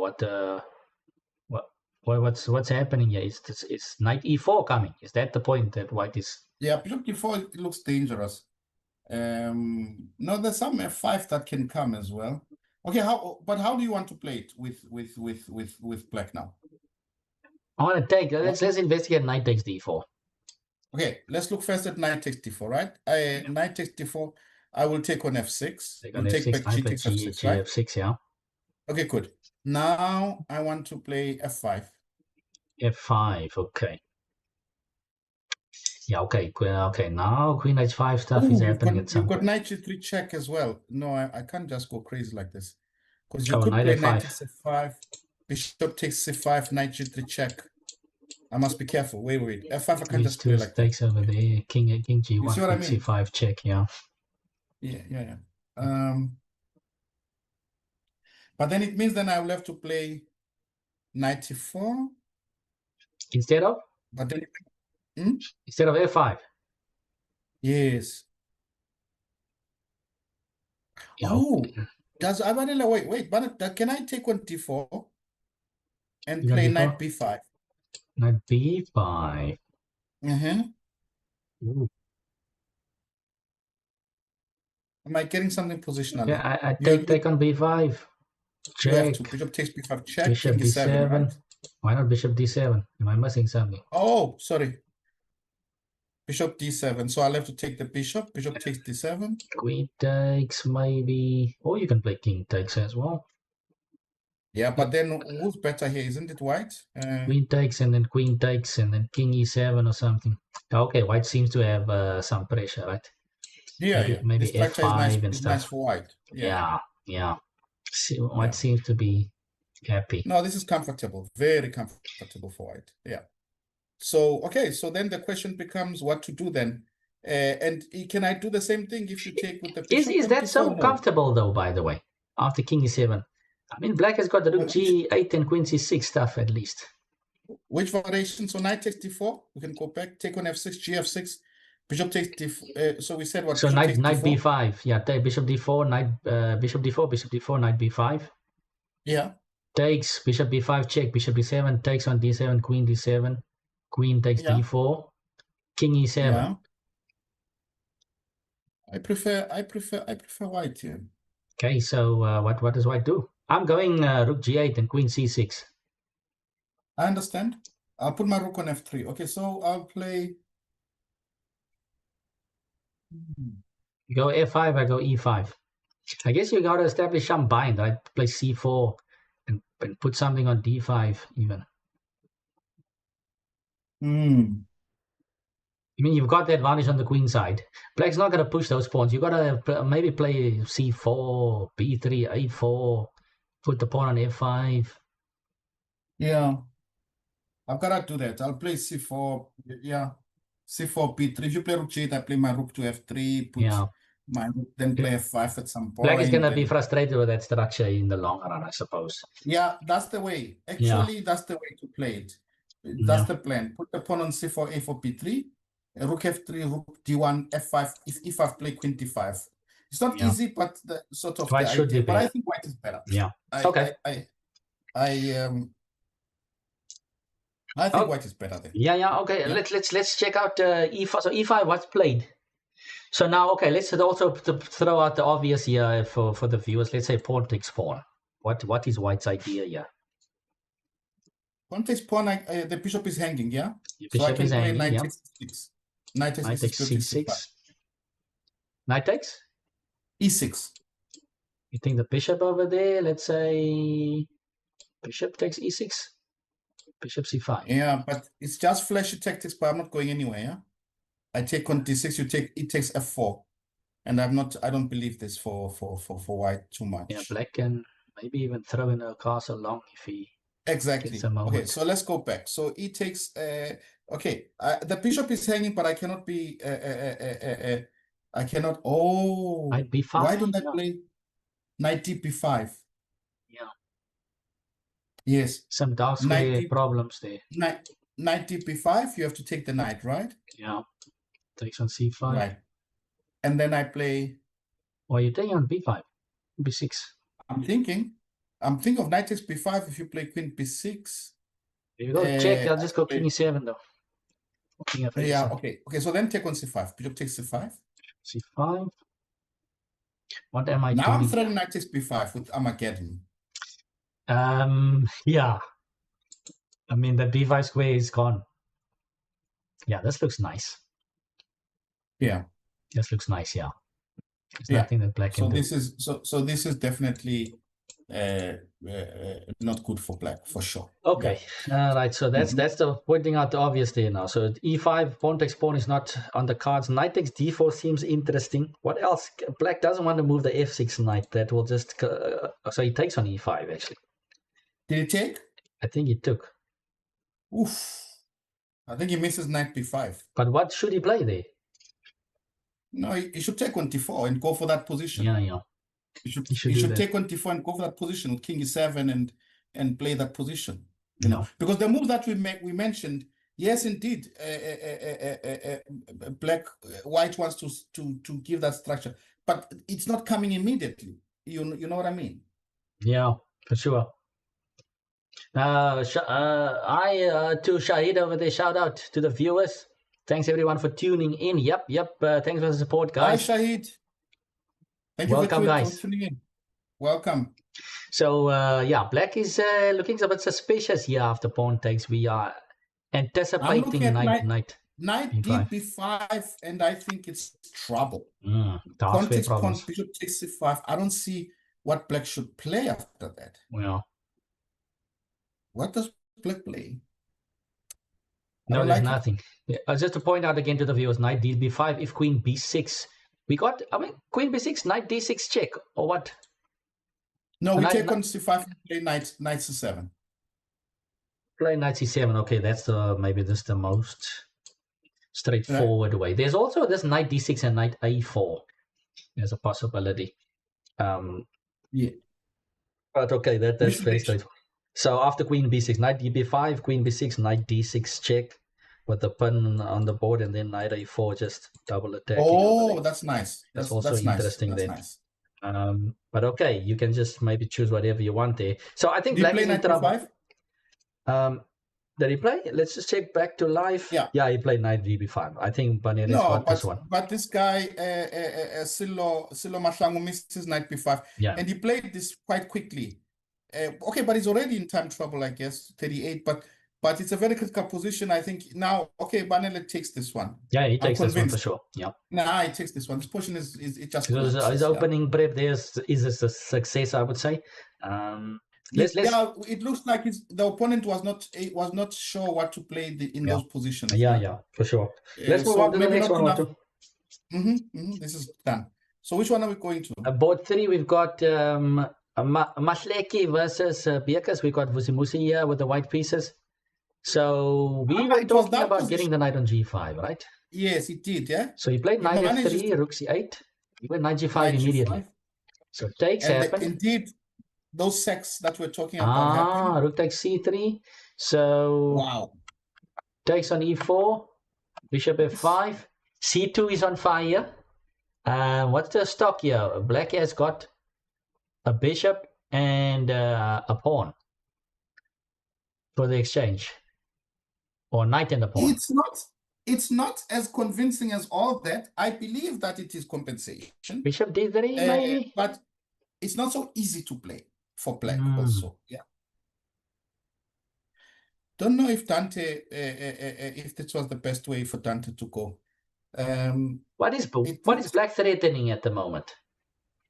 Okay, knight black c2. is threatening knight takes c2 for sure, right? Knight takes c2. Can I play c2? Can I play bishop h3? Knight f2 check. Can you play bishop h3? Oh wow! No, but bishop h3 takes on e4, bishop f5. Takes what?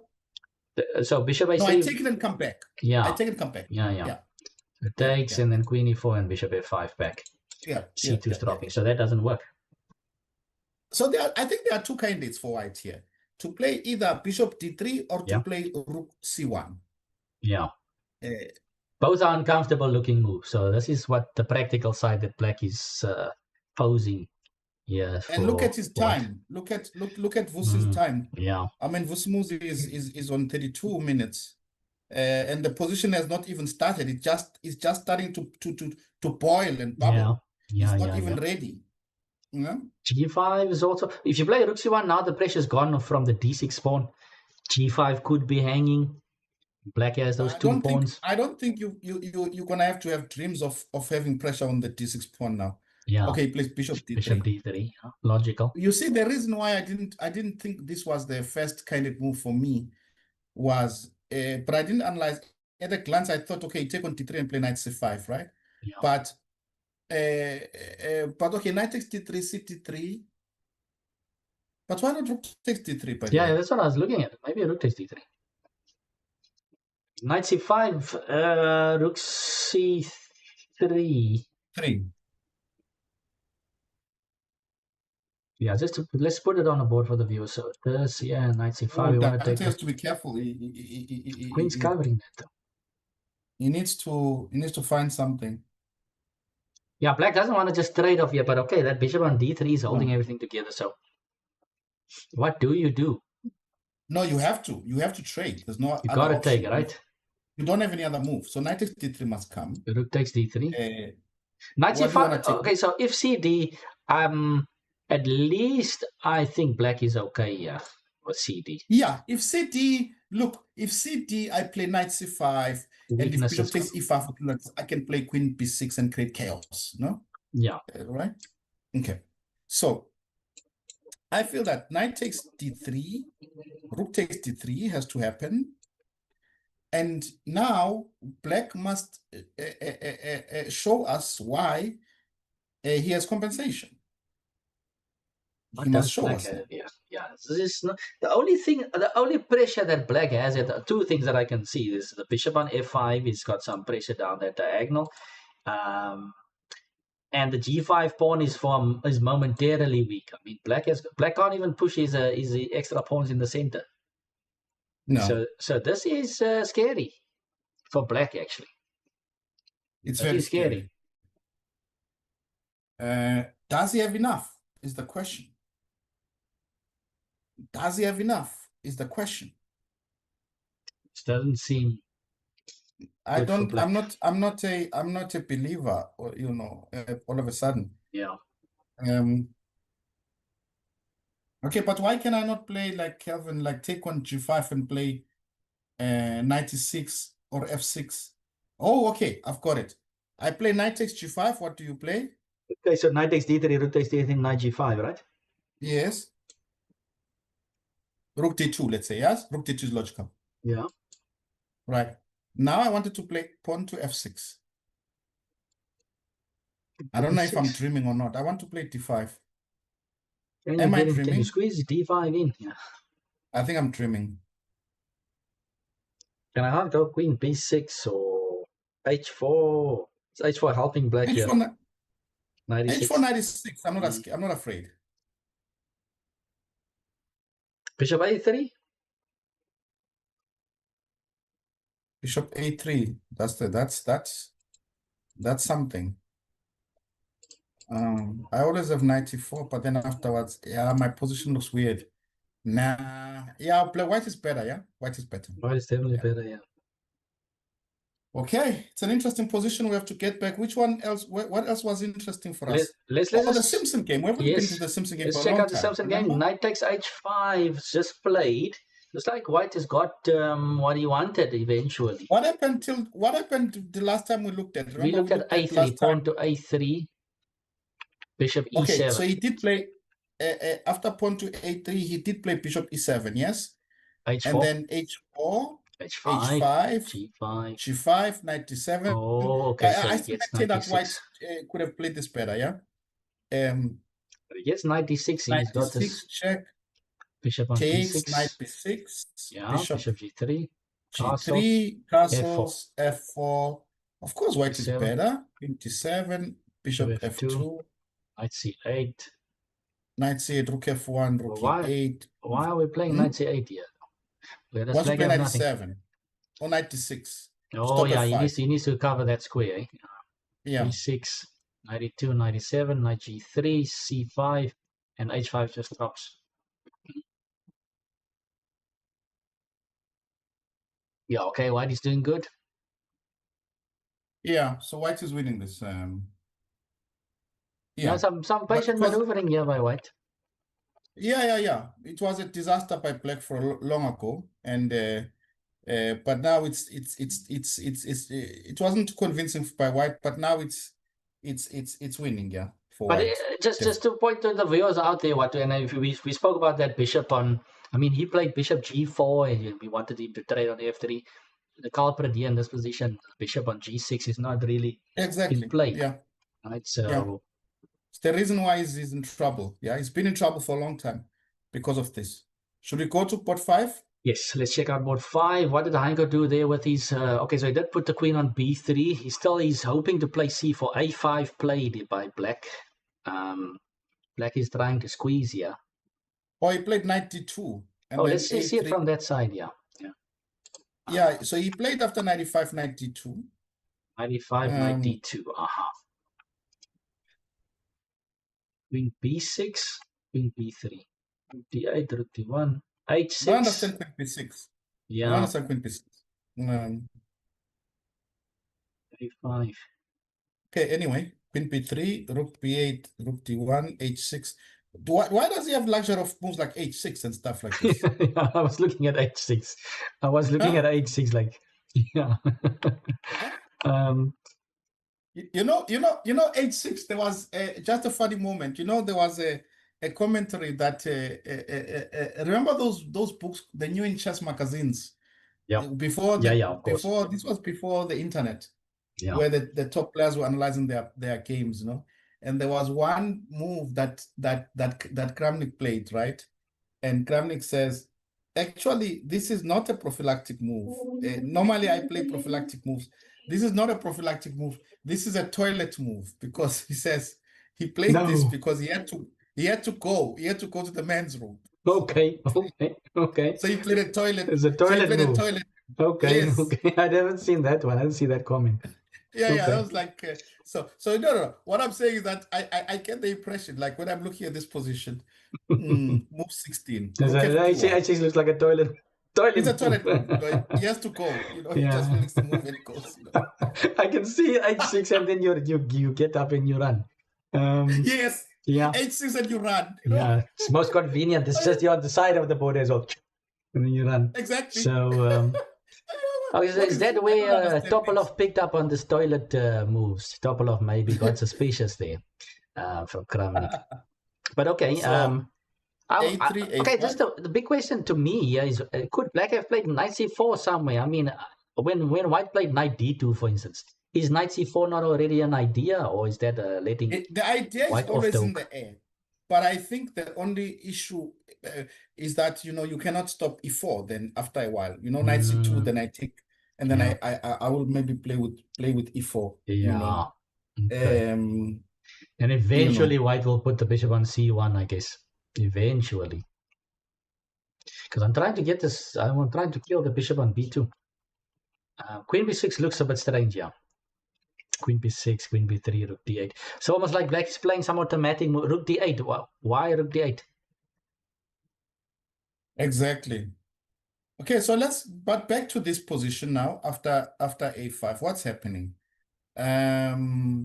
So Black's argument is that White is not coming out, and Heinko is also burning a lot of time. Mr. Piri is asking, are there coffee house chess restaurants around South Africa? I don't think so.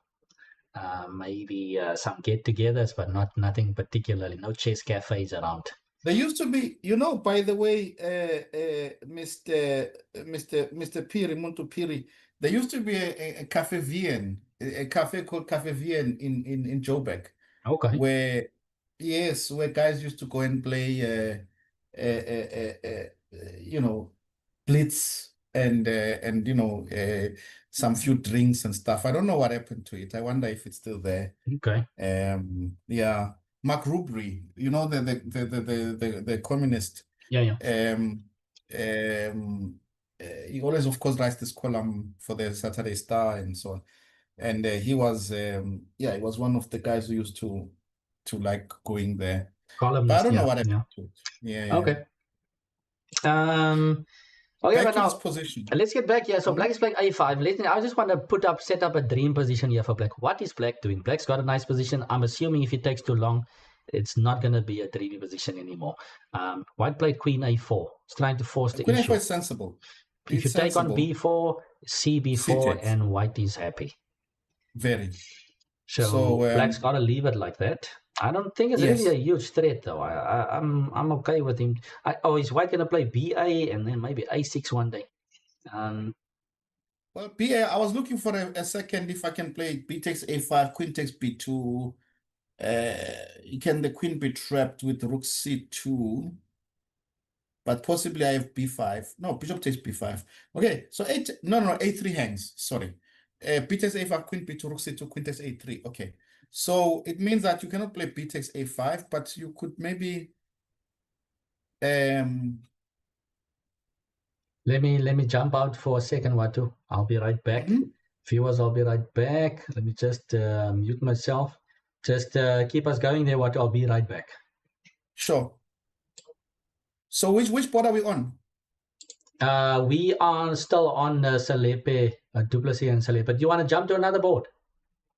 No, let's stay there. Okay, let's leave it there. I'll be back in a second, guys.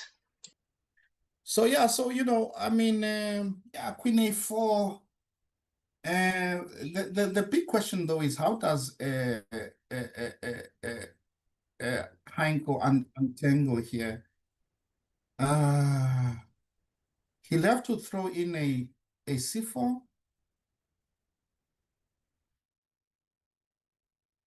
The problem is that after Queen A4, I don't see what the actual threat is. Maybe there isn't any threat. What do you guys think?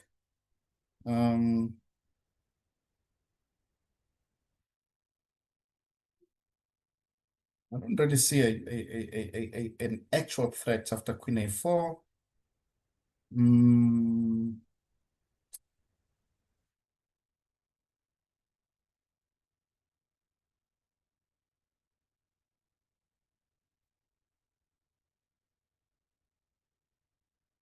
mm.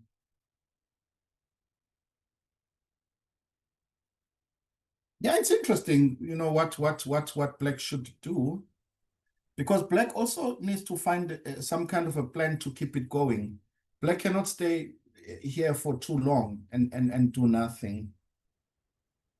Mm, um, how to say?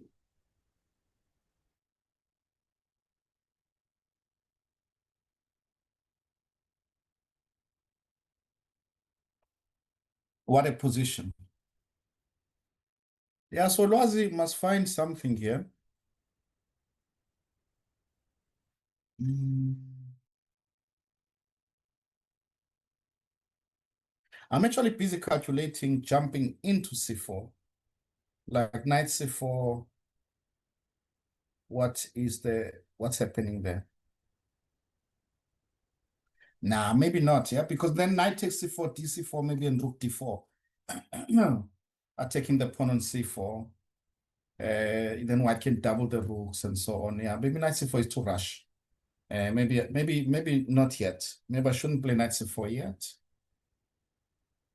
Um,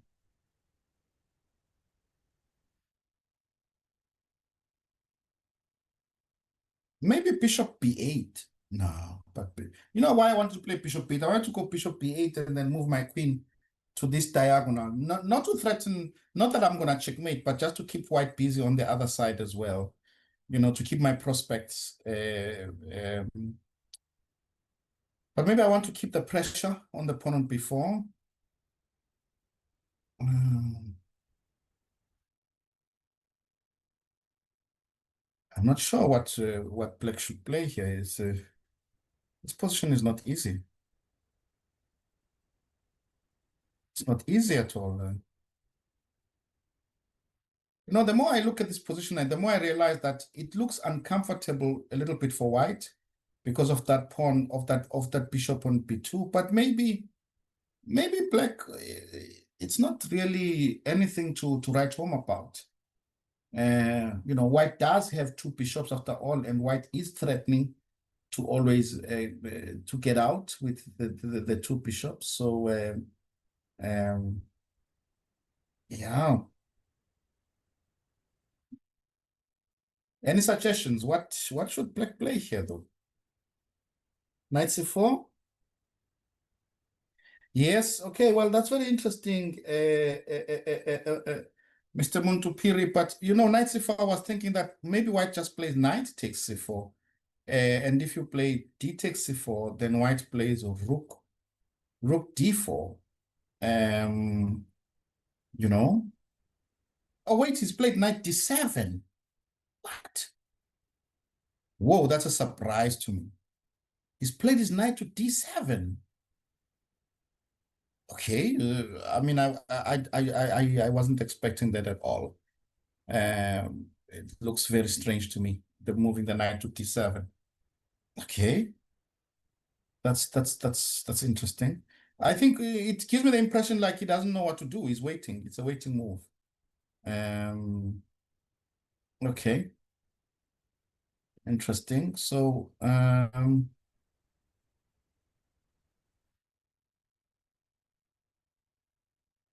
okay, it gives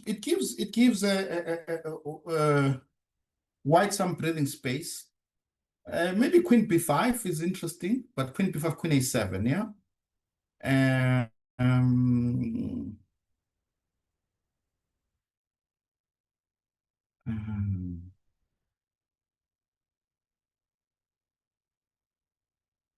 White must make a decision, though. Mm.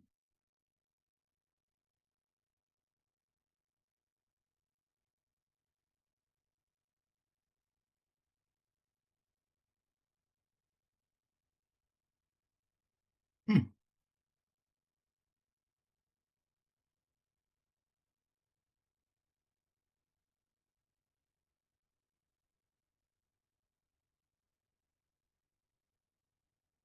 Not an easy position.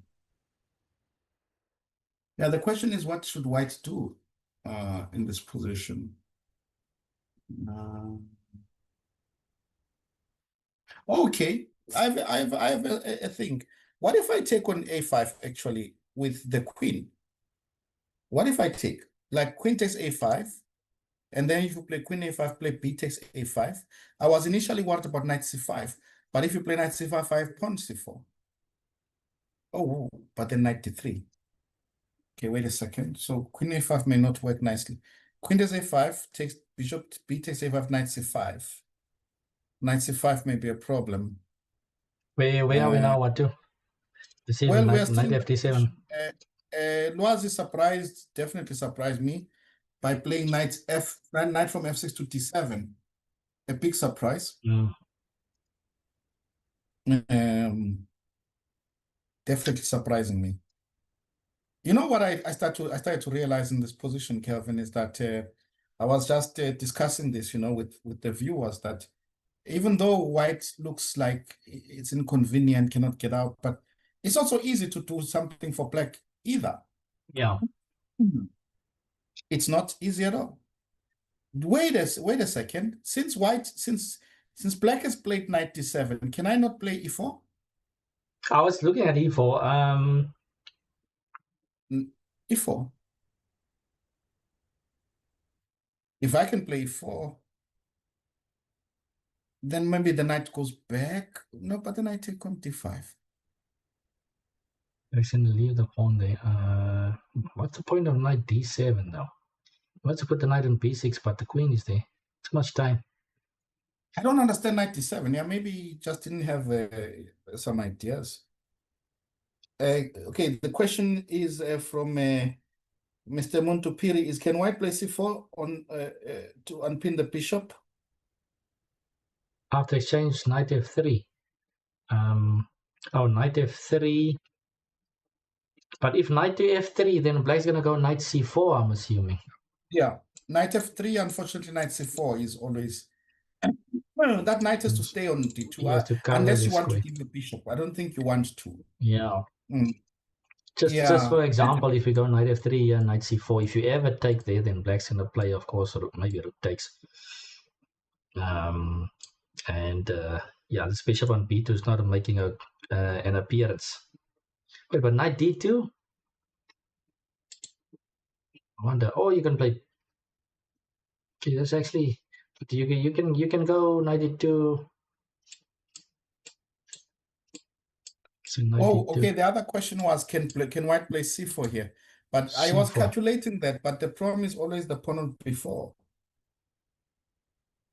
Pawn on b4 has some pressure. Whenever you play c4, yeah. So okay, Yeah, white needs to make it happen. Yeah. time advantage was mentioned. Yes, Henko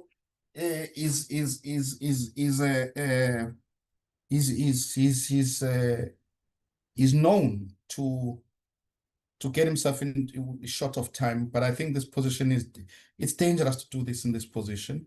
He has to make a decision. He has to make a decision to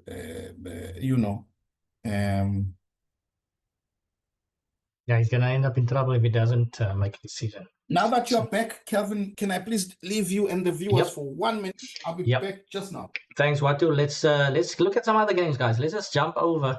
So this Ristovic and Van game, this is not it. So it's a pity. I wanted to see the meta in action there.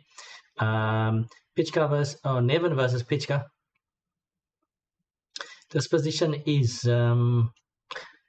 looking. I was going to say look quite bad for white. White has the exchange. This knight is a monster.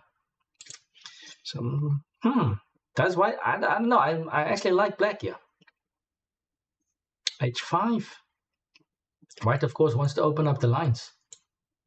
So bishop H4 is an idea. Okay, maybe that's quite a nice move there. So things are getting interesting. That is threatened. How does black handle this? So if we just go back from where we were discussing it earlier on, question was what is white's game plan after a5? So white played queen c2, traded, knight g3 and f4. Yeah, as I mentioned, f4. Gives up h2. Yeah, h3 is not possible. Queen h4 maybe. h3, queen h4. So he drops the h pawn. And yeah, black definitely was all over white.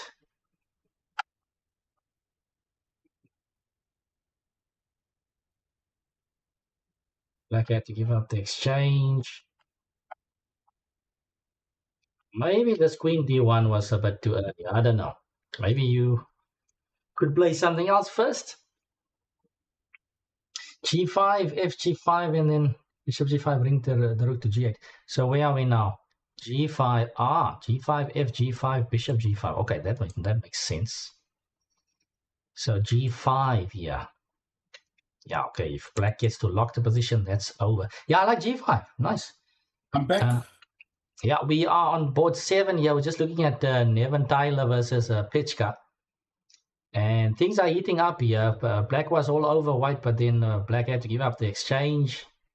Now we are looking at a position after white played h5, and the viewers are saying g5 over here.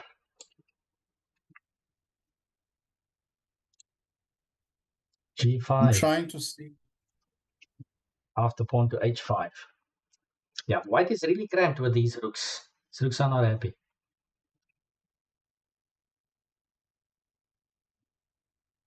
Okay, I'm back. Let's see. gh5 was played. Which move? Which Board 7. thing? Board 7. 7. So now white gets this bishop h4 in. So wait, if we had gone g5 after h5, could white not do the same thing with bishop h4? Bishop h4 over there.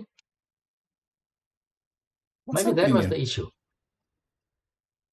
Yeah, we were just investigating after white played pawn to h5 if black could have played g5.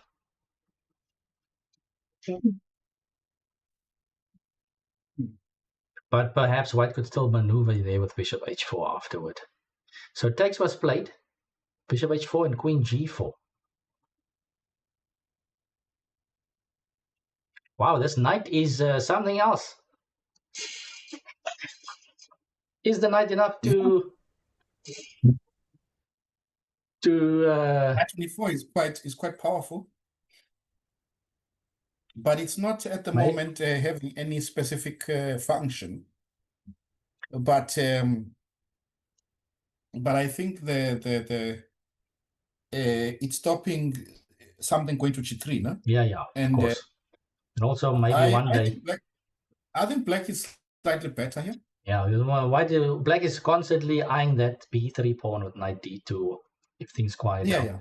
Yeah. And yeah, just to ADV, sorry, what ADV was mentioning, bishop h4 immediately, that would make sense, yeah, after g5. But that would make sense. Anyways, okay, so who's playing for the win here? Black? Yeah, black is playing for the win. What should white do? I think that, well, white has to, I don't know, survive. King h2 looked like, no, but king h2 doesn't do much. To play what, king h1? But knight g3. No, king h2 instead of king h1. Oh, the rook has gone to h3. Yeah, the rook is now on h2. He just played rook h2. Okay.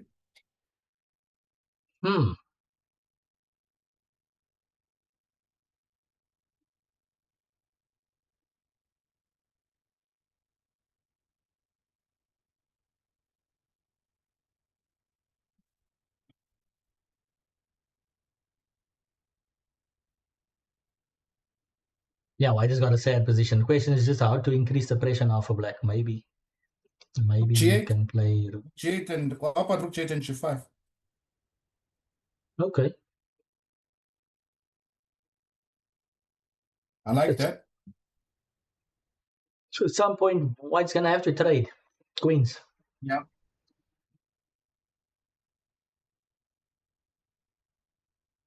Black must time it. For example, I would say black plays like rook g8, and then, but you cannot play g5 immediately because then queen takes hg, rook h7, check maybe.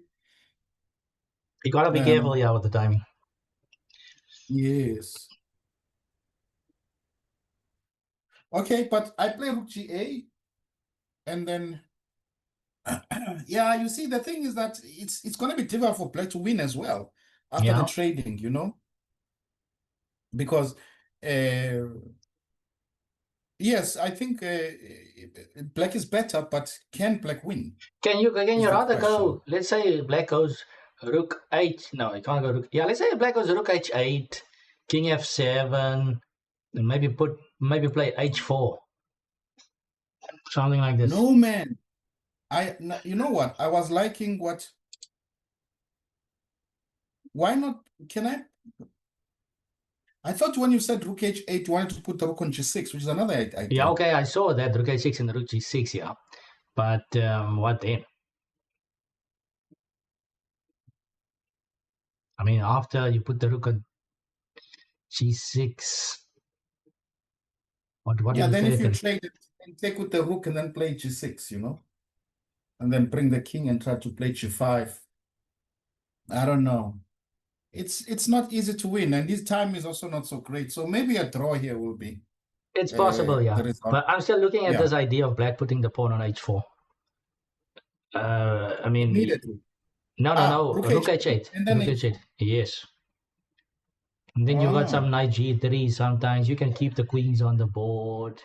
Then you have rook h6, rook g6 sometimes. In some ways to torture white maybe there. Because your king is so safe there for black. No, actually, what you're saying there, Kelvin, with rook h8, h4, you are threatening h3, left for starters. h3 is also there, yeah. So if you played rook h8 and then played h4, white is going to have to play rook f2, rook f3, and rook h3. So that's what he's calculating, I guess. So rook h8, white plays rook f3. Now, if you play h4, then I play rook h3. Aha. Wait, but you're in time. You play g5. Because if I play f takes g5, knight takes g5, you always have knight f3 check, you see? Yeah. You know what I mean? Yeah, this is interesting. Very. But time-wise, he's in trouble, black, so let's see what happens. Should we look at the, remember that French, the one again, is played g6. Black has played g6. Played g6 looks a bit slow. But okay. Yeah, I mean, if you're not sure what to do, you want to keep the clock ticking. Yeah. Just should we go to board 8? Let's look at Regan. What happened in this French? Okay, still the bad French bishop is still there. White is up a pawn, but black has got some active knight on e5. Knight c4 sometimes. Whose move is it? King g3 was just played. No, I think just white is winning here. b5 is hanging. No, white is just winning. White is just winning, you say? Yeah. The knight on d4 is a complete monster. White must just stop black from playing this b4. So black rook f1 is coming. Rook f1, rook f5, and king in. Yeah. White is better. Bishop c8 maybe. Yeah, bishop. I was looking at bishop c8. But then I take on b5. King g5 was played. King g5.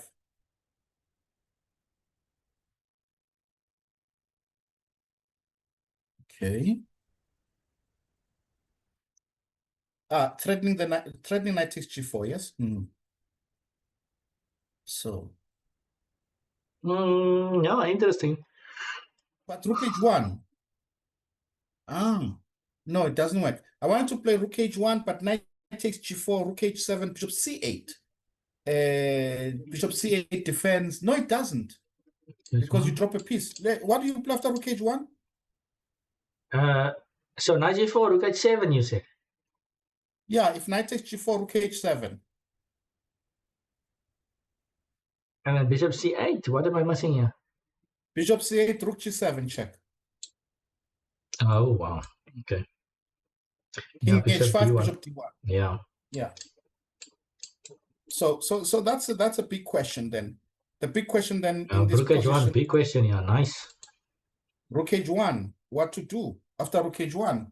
Because if he missed rook h1, if he doesn't have anything against rook h1, it's a big problem, because then he's gifted the opponent a huge move for free. Rook h1. Rook h1 looks dangerous. What do you play? h1. So rook h5 is the threat. I don't see much that you can do. Big threat. Yeah, rook h1 is strong. Yeah. Yeah. Okay. Okay, I just want to check what happened here. What eventually happened is that after knight e5, bishop d7, white traded on Oh, you want to go all the way c6. back? Yeah. So move This was 17. interesting. Remember, we Traded had on the problem. c6. You are back to move 17. Yes. Okay. Take on c6, Oh, yes. bishop So he c6, took on c6.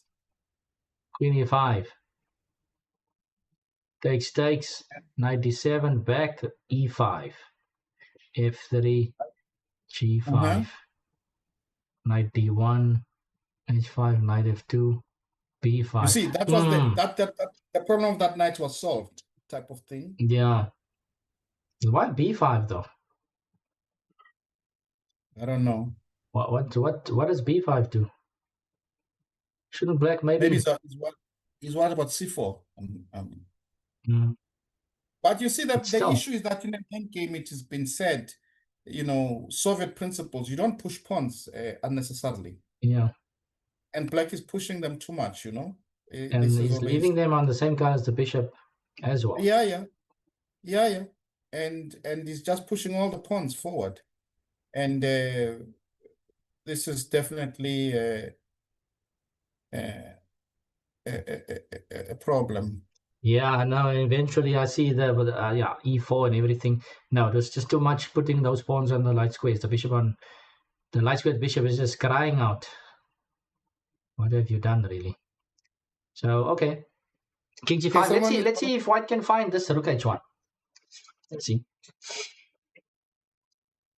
Yeah, welcome to the viewers. Welcome to Mr. Lewis, Mark. Good to see you in the chat. Welcome, Mr. Lewis. He says, can you perhaps arrange picks from the playing area of the players of the games you're commentating on, even if it's briefly? Is there a live feed somewhere? Is the organizers, do they have some live feed going? I didn't see any. We are actually at home, Mr. Lewis. So we are not at the playing hall. Yeah, unless you guys can maybe point out if where we there's a can live get feed, that. it'd be nice to see. Yeah, that would be nice. Okay, let's just jump to the next one. Chigozi seems like he's now losing. Wait. Did black get what he wanted? Black actually got somehow created compensation. Let's go back here. So the position we're on was move 18, wasn't it? Move 18. Where am I now? Yeah, he played queen g5 or something, right? Yeah, rook c8 and then queen g5. Queen g5, rook c1, yeah, knight f5. So this was my dream, to get the knight closer. Knight to d1. Okay. Yeah, knight d1 is a strange one. What is it doing? Knight to d1. Why doesn't he just play like the threat is knight h4, yes? So there's gotta be so many ways to solve this. I mean, well, am I missing something here? After knight d1, the rook c7, is that? No, man. Are we missing something here? Yeah, we're missing a lot. There's something wrong Some with the transmission, right? Yeah.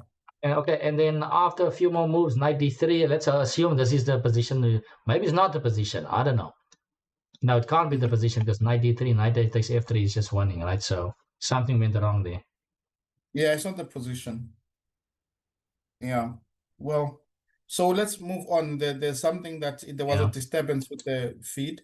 Yeah. Let's go to the This game is Hercules still game. going on, Watu. Excuse me? This game is still going on, but okay, you said resignable at least. I mean, Black didn't resign, but it is resignable. Yeah, no, I mean, it's disrespectful against the player like Ben, eh? I just want to see Ben. what Ben was up to there after a5. Taking the queen. Oh, so the queen went back to d8, and now Yeah. finally Ben threw in e5, right? E5, d6, even trade. Okay, and then he picks up the piece, right? I So can resign, man. yeah. Okay. Okay, but nice play there by Ben. Okay, we looked at e5 immediately. He found another route, which was also Yeah. quite convincing there. So yeah, Ben is not going to let this one go. The pawns do seem a bit irritating, but Oh, we forgot about Banele. Banele won already. Vanille won. Okay, we're done with board 10 now. Let's just check here. What's the What final happened? position? Let's Let's. go to the Banele game. Yeah, I'm there, and I'm tuning in here after takes on e5, knight db5, and then queen b6 happened. Queen b6 happened. Oh, he didn't take. Oof. Knight d6. I Remember we spoke about either taking on c5 and knight. Banele chose my variation. he didn't take on yeah. c, and then okay. So d6 check, and knight a4, and Yeah, but this yeah, it's player ugly. played. This player shouldn't play the Sicilian. Uh, hmm? um, categorically, he shouldn't play the Sicilian. He shouldn't because he's spooked by complications. It's like he can't make his way through complications. Yeah, I let's let's mean, let's let's call it he had a bad day against Vanille, but now I think it's time to pack the Sicilian in. I mean, yeah. Okay, so okay, Vanille is not gonna let this one slip. Takes on f6 no, no, no. even, and yeah, Yeah, good play there by Vanilovic. Not letting go there. Okay, yeah. nice one there for you. And Especially with the tournament situation. I mean, mm, because he was half a point behind the Pro, because Pro had 4.5, I think, and Barele had 4. So now Barele has got 5. geez, Yes, at least 5, and Pro is still playing. Talking about Pro, let's go to see how he's doing. How is yeah, he doing now? let's check it out. So knight a3 has just been played. Where's the knight coming from? From b5. Black has the bishop pair, but for now the one is limited. So black has actually got into a position.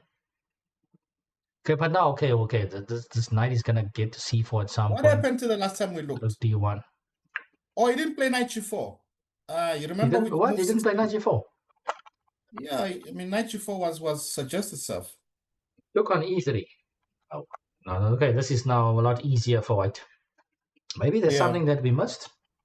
no, there's nothing we missed. There isn't much to miss. Knight g4 in that position, threatening the bishop. So after knight g4, black is threatening knight c takes e3. Yeah, True? yeah. So you Is there gotta, bishop f3 maybe? Bishop f3. but bishop f3, knight c takes e3. Knight takes e3.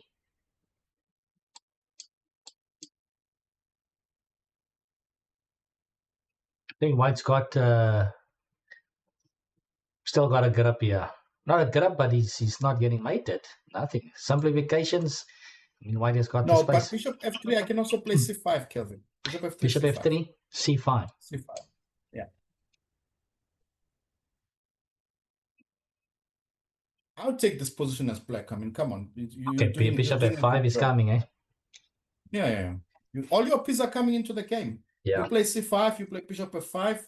I mean, why would you not do that? yeah, yeah. This is the nice move. Yeah, c5. Of course. I mean, why would you not do that? So, okay. Anyway, he took on e3, knight takes e3, knight g4, queen takes g4, bishop Trades f3, happen, queen. and But why would Pro play queen g2 is my question. g2. Now, it's not like Why? black is threatening much, eh? Rook No. d1, maybe? Let's play rook 81. Yeah. Why not? Why Yeah, not just play rook rook d1. 81? Yeah. Simple. Why not?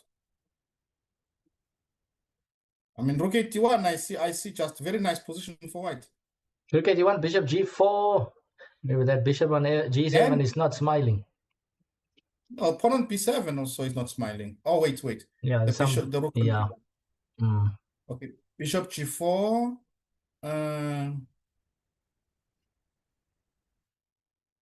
Yeah, bishop g4, then I play queen g2. Queen takes g2, king takes g2. Yeah. Yeah, your Because knight you is got the more bishop. active than the bishop on g7. Yes, you've got the bishop pair. I mean, okay. Anyway, he plays queen g2, and he takes with the bishop. c5, knight b5, rook a5. No, man. Bishop e6. I don't like this play. Rook d2 is also coming, eh? Yeah, I don't like this. Both players have been playing a bit strange, yeah. I don't like it at all. Okay, bishop e6. I don't like this at all. Okay, so white must play rook 81 in this position. Yeah, he's got to play it, right? a2 can Rook drop, d1, but but b7 then is also the a... problem is maybe rook takes d1, b5. Maybe black can play this. Okay. Um, I'm going to throw in a check on d8. bishop f8. Maybe I can go... Can I go bishop d5, maybe?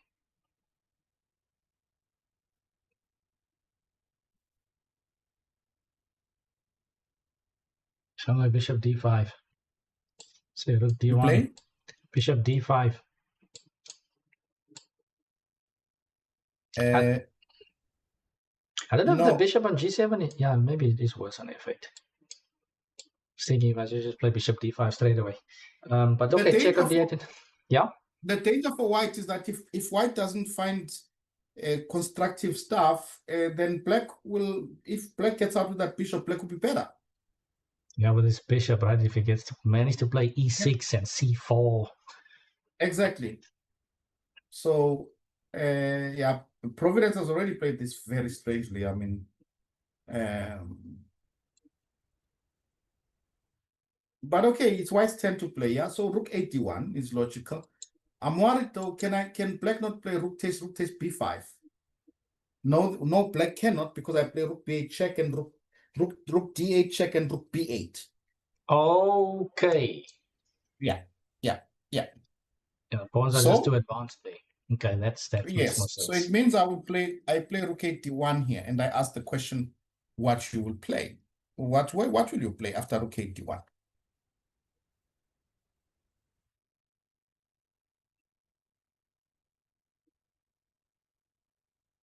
This is uncomfortable. Yeah, that one with the rook going to b8 looks okay for white. So which means that Can I go then rook black cannot. a8? Okay, so Yes. rook d1 takes... Yeah, rook a8 immediately. Rook a8 immediately you must play, right? Yeah. You must move your rook back to a8. Now, unfortunately for me, if I take on b7, you take on d1 and play rook b8, and then b2 hangs and you are better. Yeah. Oi. Providence has made a mess of this. So what if I play, can I play c4, bishop d5? c4, But I'm not yeah. achieving anything. c4. But White your has really knight made at a mess. a3 is not good. Yeah. White has made a mess of things here. I think I like black. Black's position all of a sudden seems easier to play. White played rook e to d1. It's on the board.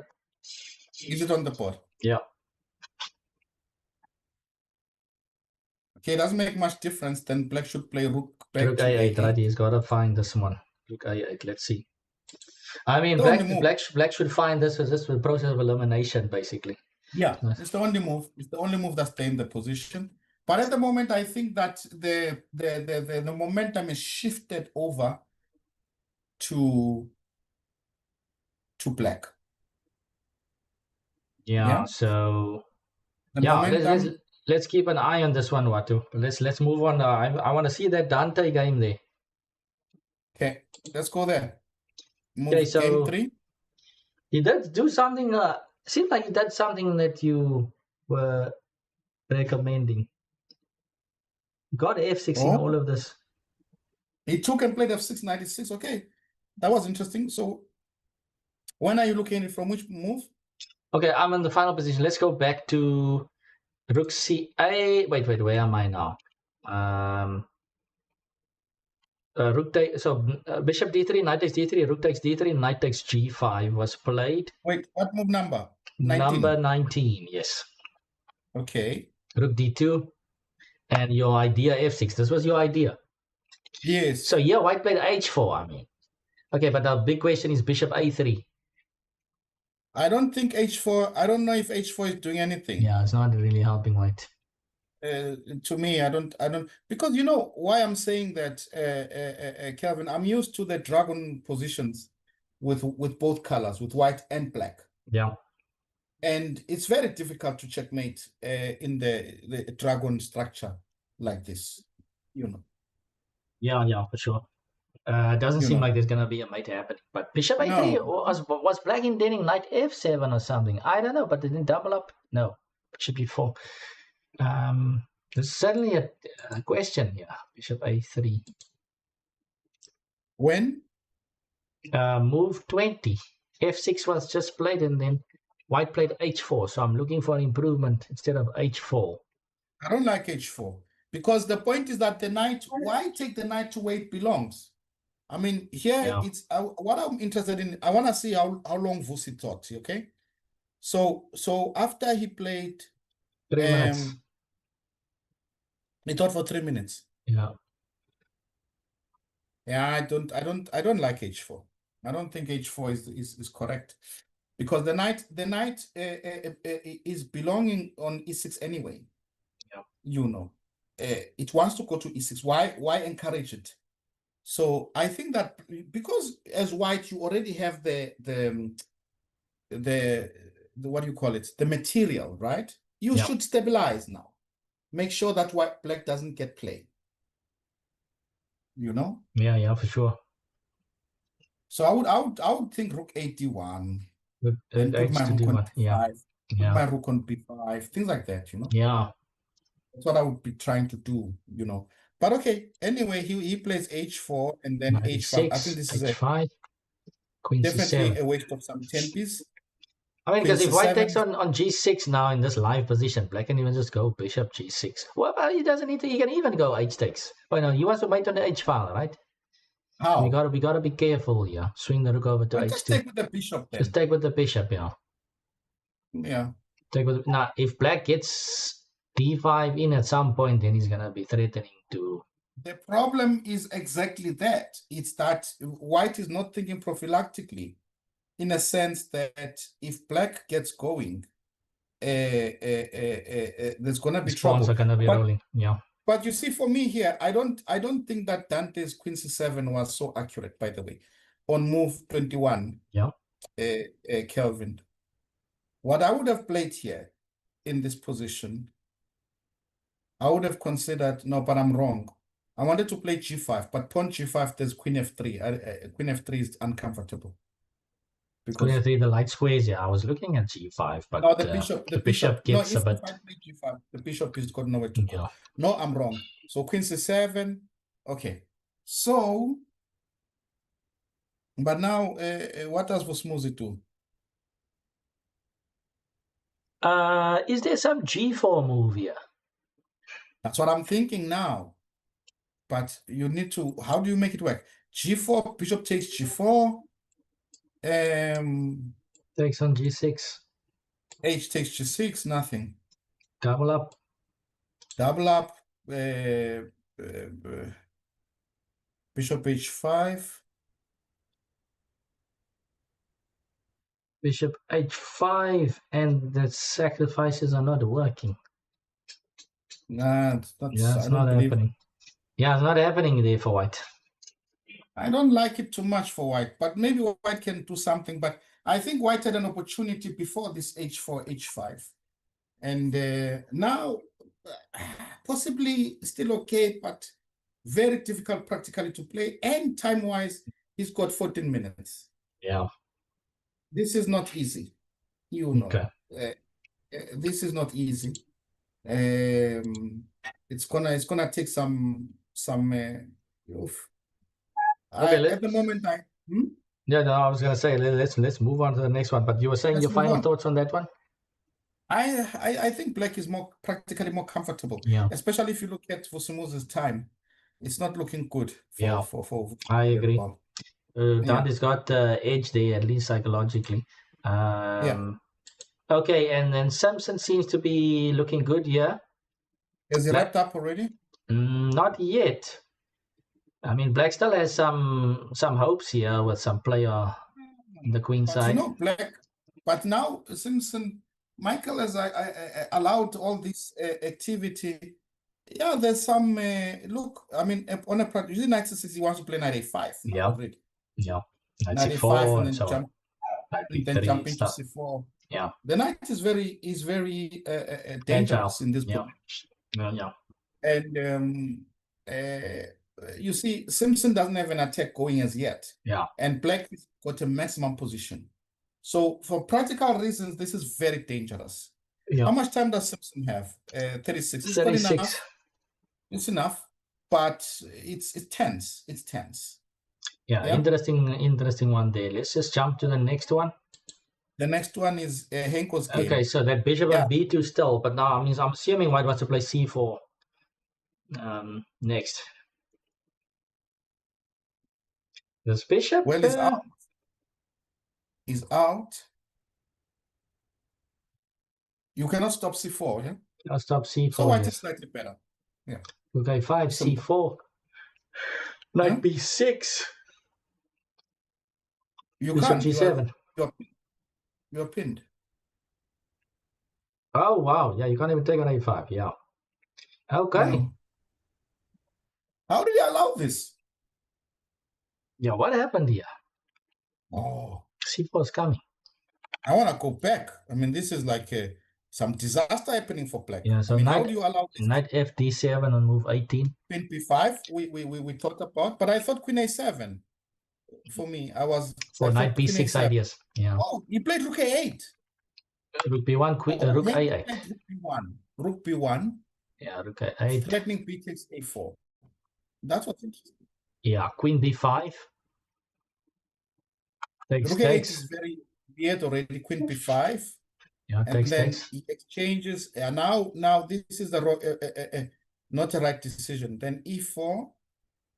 And knight c6. Then why not put the knight on c4? You can't. Takes. And bishop c1. Yeah, he's messed it up, somehow. Yeah. You take everything and play bishop c1. Knight c6. Knight c6, and then we play like this. Knight takes a5, and all of a sudden white has untangled. So rook db8 was played in the live position. c4. c4, yeah. And white seems to be very pleasant now. White is winning, right? Close to winning. Okay, now, so that's that. White is winning. White is holding the pawn on a5. It's just winning. Oh yeah. This was like such a bad patch by Loazi. You see the problem with what Loazi did. He tried to hustle Henko. I mean, he's got 44 minutes. I mean, sit down and think about your decisions. Yeah, they take advantage of your position. Yeah. Yeah, it's some inexperience there, But he tried to hustle him. He's completely winning. Bishop c3, rook b6, rook b1, and resigns. It's completely lost. Yeah, it's lost.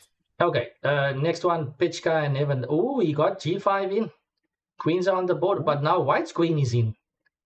What number? Number 7. White's queen is in here.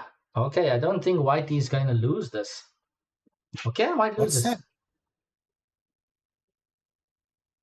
There's no perpetual, right? It's over there. Things happened here. But there's no perpetual. Yeah, there's no perpetual. Yo.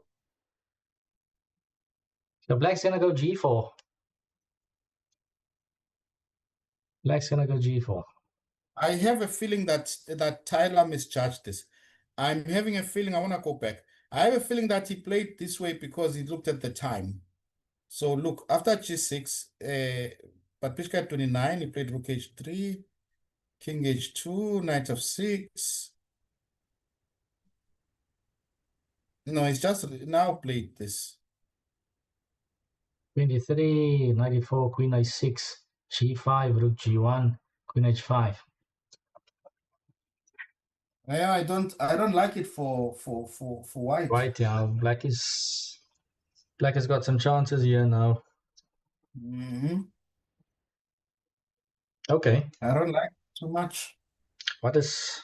You don't like it? I don't like it at all. FG. Knight takes.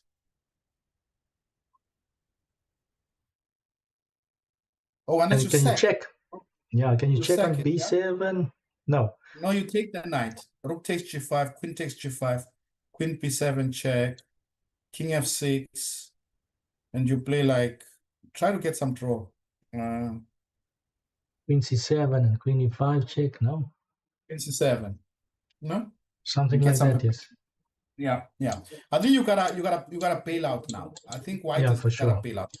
Take on g5, take on sec the exchange and try to get a perpetual check. Otherwise, you may suffer. Yeah. Okay. Next one is let's go to the pot 8. Should we go to pot 8? Yeah. Seems like Regan has got what he wanted eventually. He's got these active pieces. King on e5, rook on g5. a7 is potentially weak, but okay, white can't get there immediately. King f4 maybe is an idea. How did white allow this? Yeah. This is black is looking active, nice and active, yeah. What happened? I mean, white was just cleaning up. Let's go back. We saw king g5 somewhere. Wait. We didn't find rook h1. King g5, he went knight f3 check. Okay. King f6 and they traded. He didn't find the idea of rook h1, yeah? Bishop e1. And he trades bishops. I mean, but why are you trading your glorious knight for the knight on e5? You're trading a dinosaur on d4 for the donkey on e5. Yeah. Yeah. Rook h1. Yeah. Okay, so it looks like Regan's got out of trouble here. No, he's got out. This is looking. Excuse his French, Watu. Excuse his French. And, excuse his French. No, it's a draw. Yeah. Yeah, this is a draw. So, I don't see how anyone can lose this one. Yeah. It's just a draw. Okay.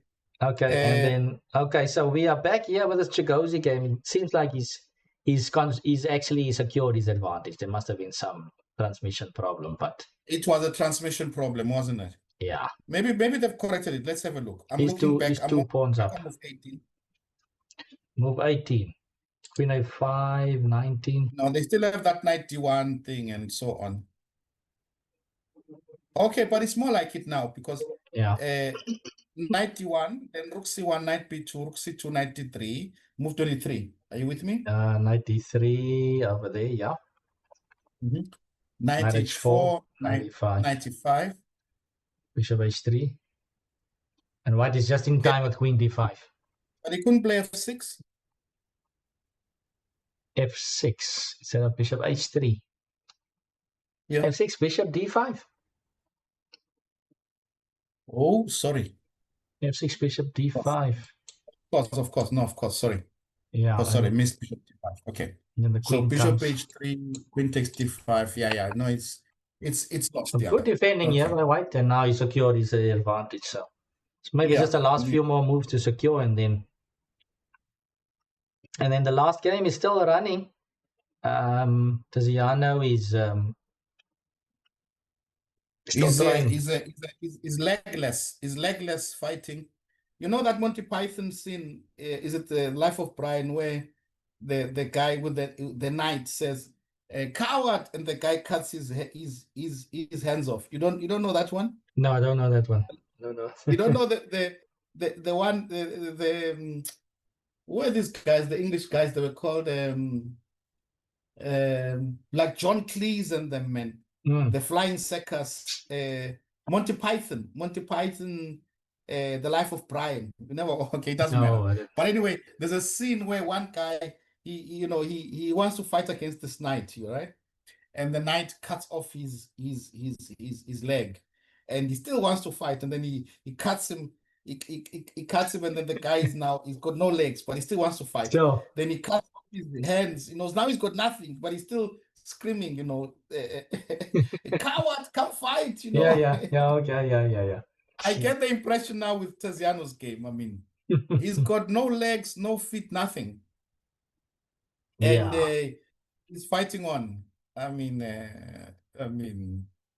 Okay, yeah, but okay, this result's clear over here. So any other Yeah. games here? What I think I got a few more bit of time left, but then I think from my side probably I'm gonna have to call it for the day. Well, any particular game that we want to jump into again? Let's go back to board one. There's Board one. some interesting stuff going on Gotta there. look at that clash, right? Whoa, what's happening? So the Rook Exactly. E8 idea did happen. Did Black find the Rook A8, by the way? Let's go. Did Black No, find the Rook A8? Black did not play Rook A8. He Black grabbed on exchanged. A2. Took on D1 and A2. Now, no wonder. Then white is now okay. I mean, Yeah. then it shifted back to white. Then white is better now. Oh man. And now Rook B8. Yeah, I don't think Pro is gonna let this go now. Yeah, because these bishops are just not feeling it here. They don't have scope. No. Yeah, so this was just to the viewers. I mean, this is a key idea here. This instead of taking on D1, sometimes finding these backward moves, Rook A8, just keeping the tension. Very nice idea. Not letting go of the file. Of course, this bishop B7, we said that take on D1, and then we can play Rook B8, and all of a sudden you are back in it. There's no back rank mates or anything, so there's no Rook B7 as well. So Rook A8 would have kept the tension for a while. And instead, Black released the tension on D1 and then played Bishop A2, but now White's got nothing to fear anymore. White's got the grip here in the position. Yeah. And time-wise, Pro is also ahead here, half an hour versus 20. Black's got a lot of work left. Yeah, it looks good for White again. Yeah, Black misplayed it in that position. Yeah. Okay, so Pro looks good there. Okay, he needs to play well though, but maybe he can keep the lead potentially. Yeah, no, it's half the battle won now. I mean, Yeah. It didn't look so at one stage not so great. King F2, but I mean, White can't Black extract himself with E6, Bishop E7, and then what?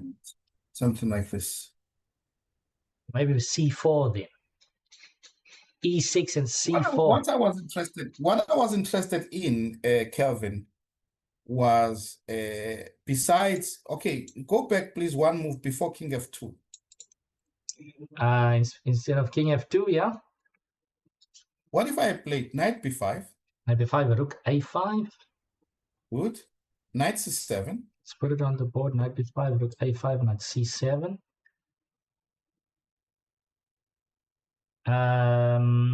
Oh, okay. Black King also needs to be yeah, trying to get to the Black here. King, but you know what? Maybe you have A3, no? A3 and you get out. Check King G8 and it's not so clear. A3, okay. pawn to A3. No, but yes, maybe Black will play, if I play Knight C7, pawn to A3. Okay. And you know what I mean? So maybe I leave the Knight on B5, like Knight B5, Rook A7, and then I play it's not easy, eh? It's not easy to find something nice. Okay, that's why he's going for King F2, just slowly improving it. Yeah. It makes sense to slowly improve his position. But can't black go e6 and c4? Oh, but That's what he wants knight b5 and then knight d6, maybe. but you see, when black plays e6, white will play c4 himself, I think. E6 and then c4, and then the bishop on f8 is dead. Yeah. For a while at least. Yeah. And then once you get the king to d3, then you can start having fun with the knight. Exactly. And if black plays c4, you play e6. Black plays That will be my c4, then you play e6. Ooh. yeah. Oh, okay. Then the knight's again going to reach c7 or d4. Exactly. And then you come with your king nicely to d4. And then, something like this. There's some promising. Yeah. The king cannot extract himself out because of the king there. Yeah, but a little bit to be done. But it looks, yeah. Yeah. So you say you're thinking of wrapping up the thing? Yes. Unless you wanna. Oh, but now you can't take over the board. You can't take over the Yes. board because otherwise I was going to say that you can take over. No, it's fine. But what time are you thinking of leaving? Let's see. You know what? Maybe. Yeah, let's give it another 15 minutes or so. Then I gotta run. I gotta run. Okay. So let's do that. Okay. So viewers, yeah, 15 minutes. We'll stay with you for 15 minutes, and yeah. Throw in the questions in the chat. Let us know who you want to analyze. What's on your guys' mind? Don't forget to subscribe. Do us a favor. Please. And share, and yeah, let's get the subscriptions up, guys. So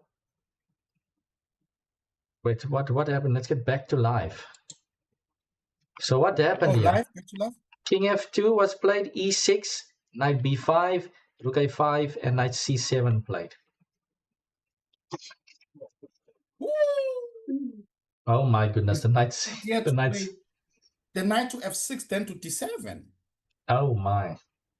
Things like those, Yeah, he was waiting for that e6, eh? Yes. And bishop e7 comes rook e8, rook b7 as an example. Rook takes e7, rook takes b7, and knight e8 check. Just as an example. Wait, just give that again. I thought like bishop e7. Yeah, bishop e7. Rook e8. Rook e8. Rook a7, let's say. Yeah. Rook takes e7. And then knight e8 or something. Yes, and then if you play rook takes e8, b7, then knight e8 check. Yeah. Oh, it's looking horrible for black now. It's not looking good for black. It's not looking good for black. Okay. It's not looking good at all. So it looks like Pro is going to keep his lead. Yeah, and this is round 6, so this is just past the halfway mark, right? Yeah. It's a very important point. Yeah, this is too comfortable for white now. Too comfortable. Yeah. Okay, where shall we go next? To the Dante game. Let's go to the Dante game. Queen f3, but queen c7, queen f3. So was he down to 11 minutes, 12 minutes basically?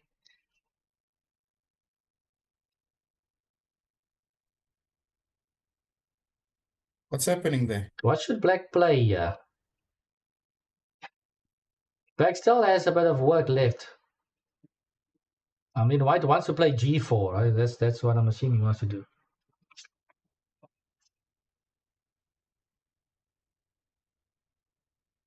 Black still has some work left here. White, yeah, okay. White has got this grip on the d5 square. g4 is in the air.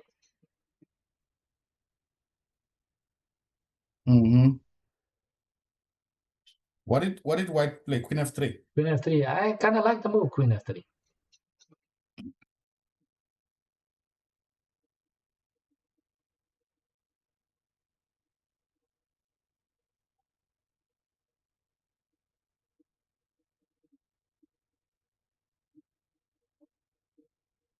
Where's the queen from?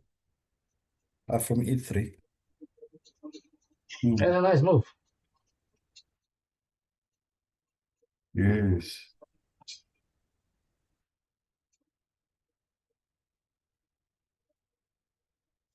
I mean, but oh, you can't even just go knight g5 just to say, okay, you might repeat because queen d5 check is there. Can play knight g5. Queen d5 check maybe. d6 potentially. But you don't want to play. You don't want to rearrange like bishop e6. It's not a good rearrangement of pieces. What does black have here? So white is threatening g4. Rook c8 doesn't seem that threatening at all.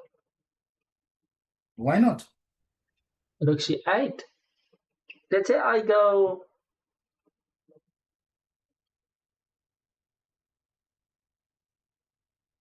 Okay, let's say I go rook c1. Yeah, rook c8 does threaten the pawn. So you go rook c1, right? And then I go knight c5. No, then you play queen d5 check. Yeah.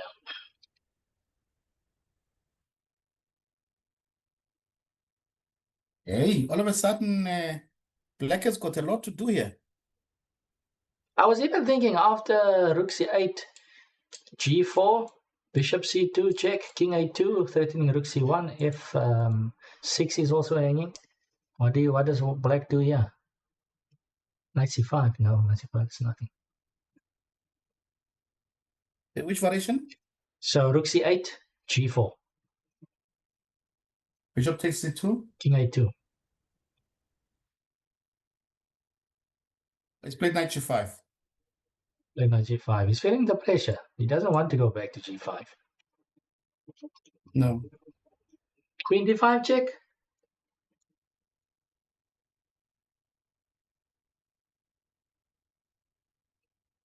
Is he going knight f7 after that? Surely not. You know what? I'm thinking like dragon-like, because if you play queen d5, why don't I play queen f7? My argument is that the end game is easier all those for me pawns. to. Yeah. Queen f7. Yes. And I can't take on d6. No, well, I will take on b3. You can take. Oh, but, okay. Yeah, queen f7 was played pretty quickly. He saw is this the game? Yeah.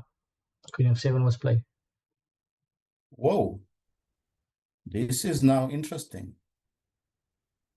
I like this for black. He's shifting gears. White is running out of pawns in the same game. He's got no. The f pawn is gonna join. Yeah. Oh, you mean if white takes?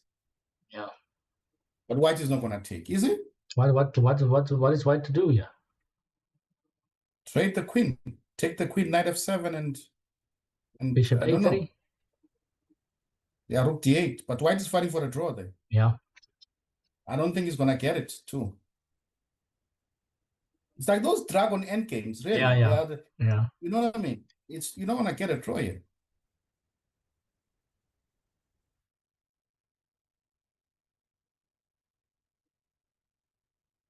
Yeah, so Dante's showing his class by finding this, huh?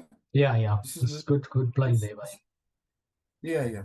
This is good play by Dante. Yeah. This is. Where do we go now? Okay, I just want to jump in here. The Samson game, black is trying his best to complicate. Is he still alive? Yeah, he's trying. Yeah, he's trying. Still alive.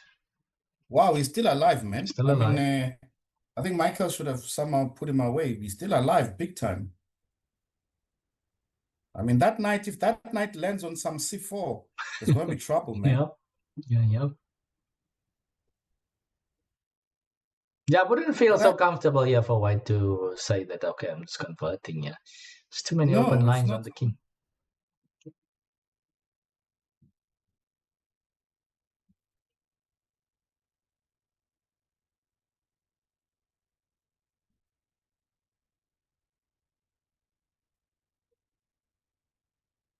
Yeah. Tense game. I mean, black is at least posing the question, what should I do here? Yeah. No, black is in dire straits, but practically is doing, I think, the right. Yeah. Yeah.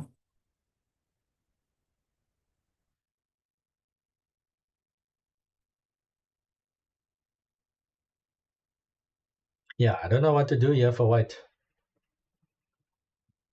I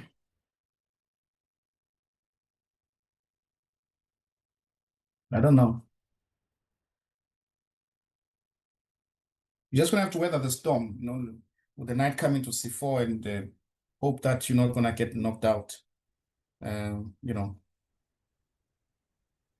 else are we going? Are we gonna go to the Heinko game? See? Yep. Rook Just d8 wrapping was up just now. played. King f7 probably. Yeah, after king f7, just bishop b6, is it Rook not? c8 maybe after that.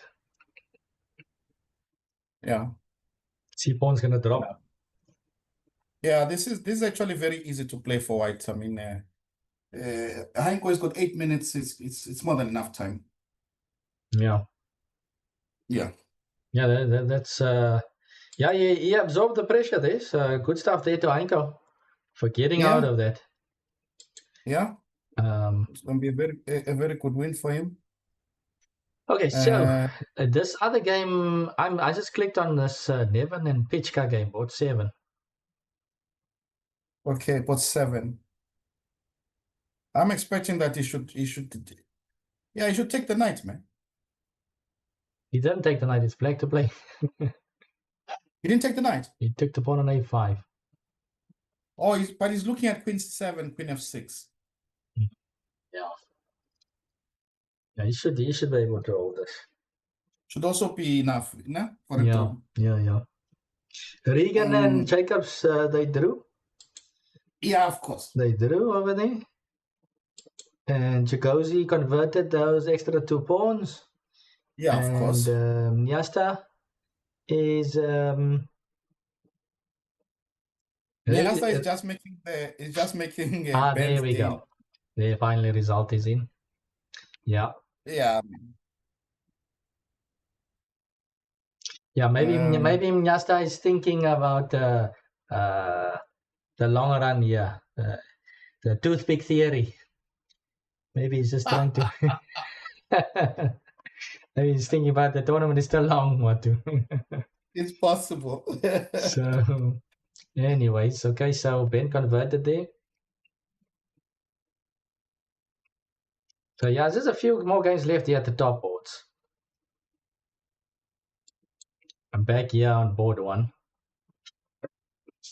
Oh, thank you. Yeah, someone has congratulated us on the 1,000 subscribers. Thank you very much. Thanks, ADV. ADV, yeah. Thank you. Yes, we did. Yeah, on to 2,000 now. Let's keep a move on. Let's spread the channel.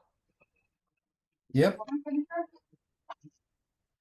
We Why couldn't am I have out done of it the without the camera? viewers. I seem to be out of the camera. There we go. There we go. Oh. Am I in the camera now? Yeah, you're in. Thank you. ADV says, well deserved. Thank you. Make sure my things don't fall apart here, my setup. Yeah, black is in a difficult state here on board 1. If king g7 and yeah.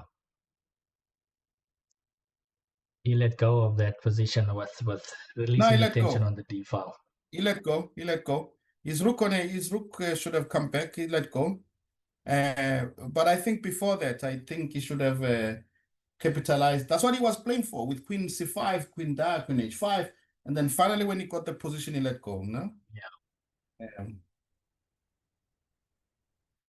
But okay, if you consider the type of play that he used compared to the move he needed to find, Rook A8, it's maybe it clashed the styles over there. Because he was playing creative, he was trying to get some dynamic play in, and the move Rook A8 was more just positional, trying to hold on to the grip. So yeah. So a couple of interesting games left, guys. So I'm assuming Providence is going to win there on board one. I would say the only games that are left that is interesting, the board three, Bierkes and Vusimusi, that's interesting. That end game over there. Simpson's position, he played G6. I kind of like G6, just trying to get something going. That game is heating up, I think. Board four. And Heiko is wrapping up. Yeah. What's his time like? What's his time like? He's got 20 minutes. Yeah, both players got 20 minutes, so he should be doing okay. He should. Looks like he's got a tempo or two to try and open up the Black King as well. I should be able to. And the Pichka versus Nevin. Black got in Rook D8 now, so. Oh, wait. But now the pawns are dropping though, and there's no. I mean, Black cannot mate white with this Queen and Knight. So maybe Black is pushing too hard here. You move the Rook there, then white is now of choice. 57. The Queen E5. Rook to7, Queen E5. It's looking ugly. Mm. No, it's gone. It's like Devon has got second win there. Queen E5. Queen E5. And it's trouble. Gone.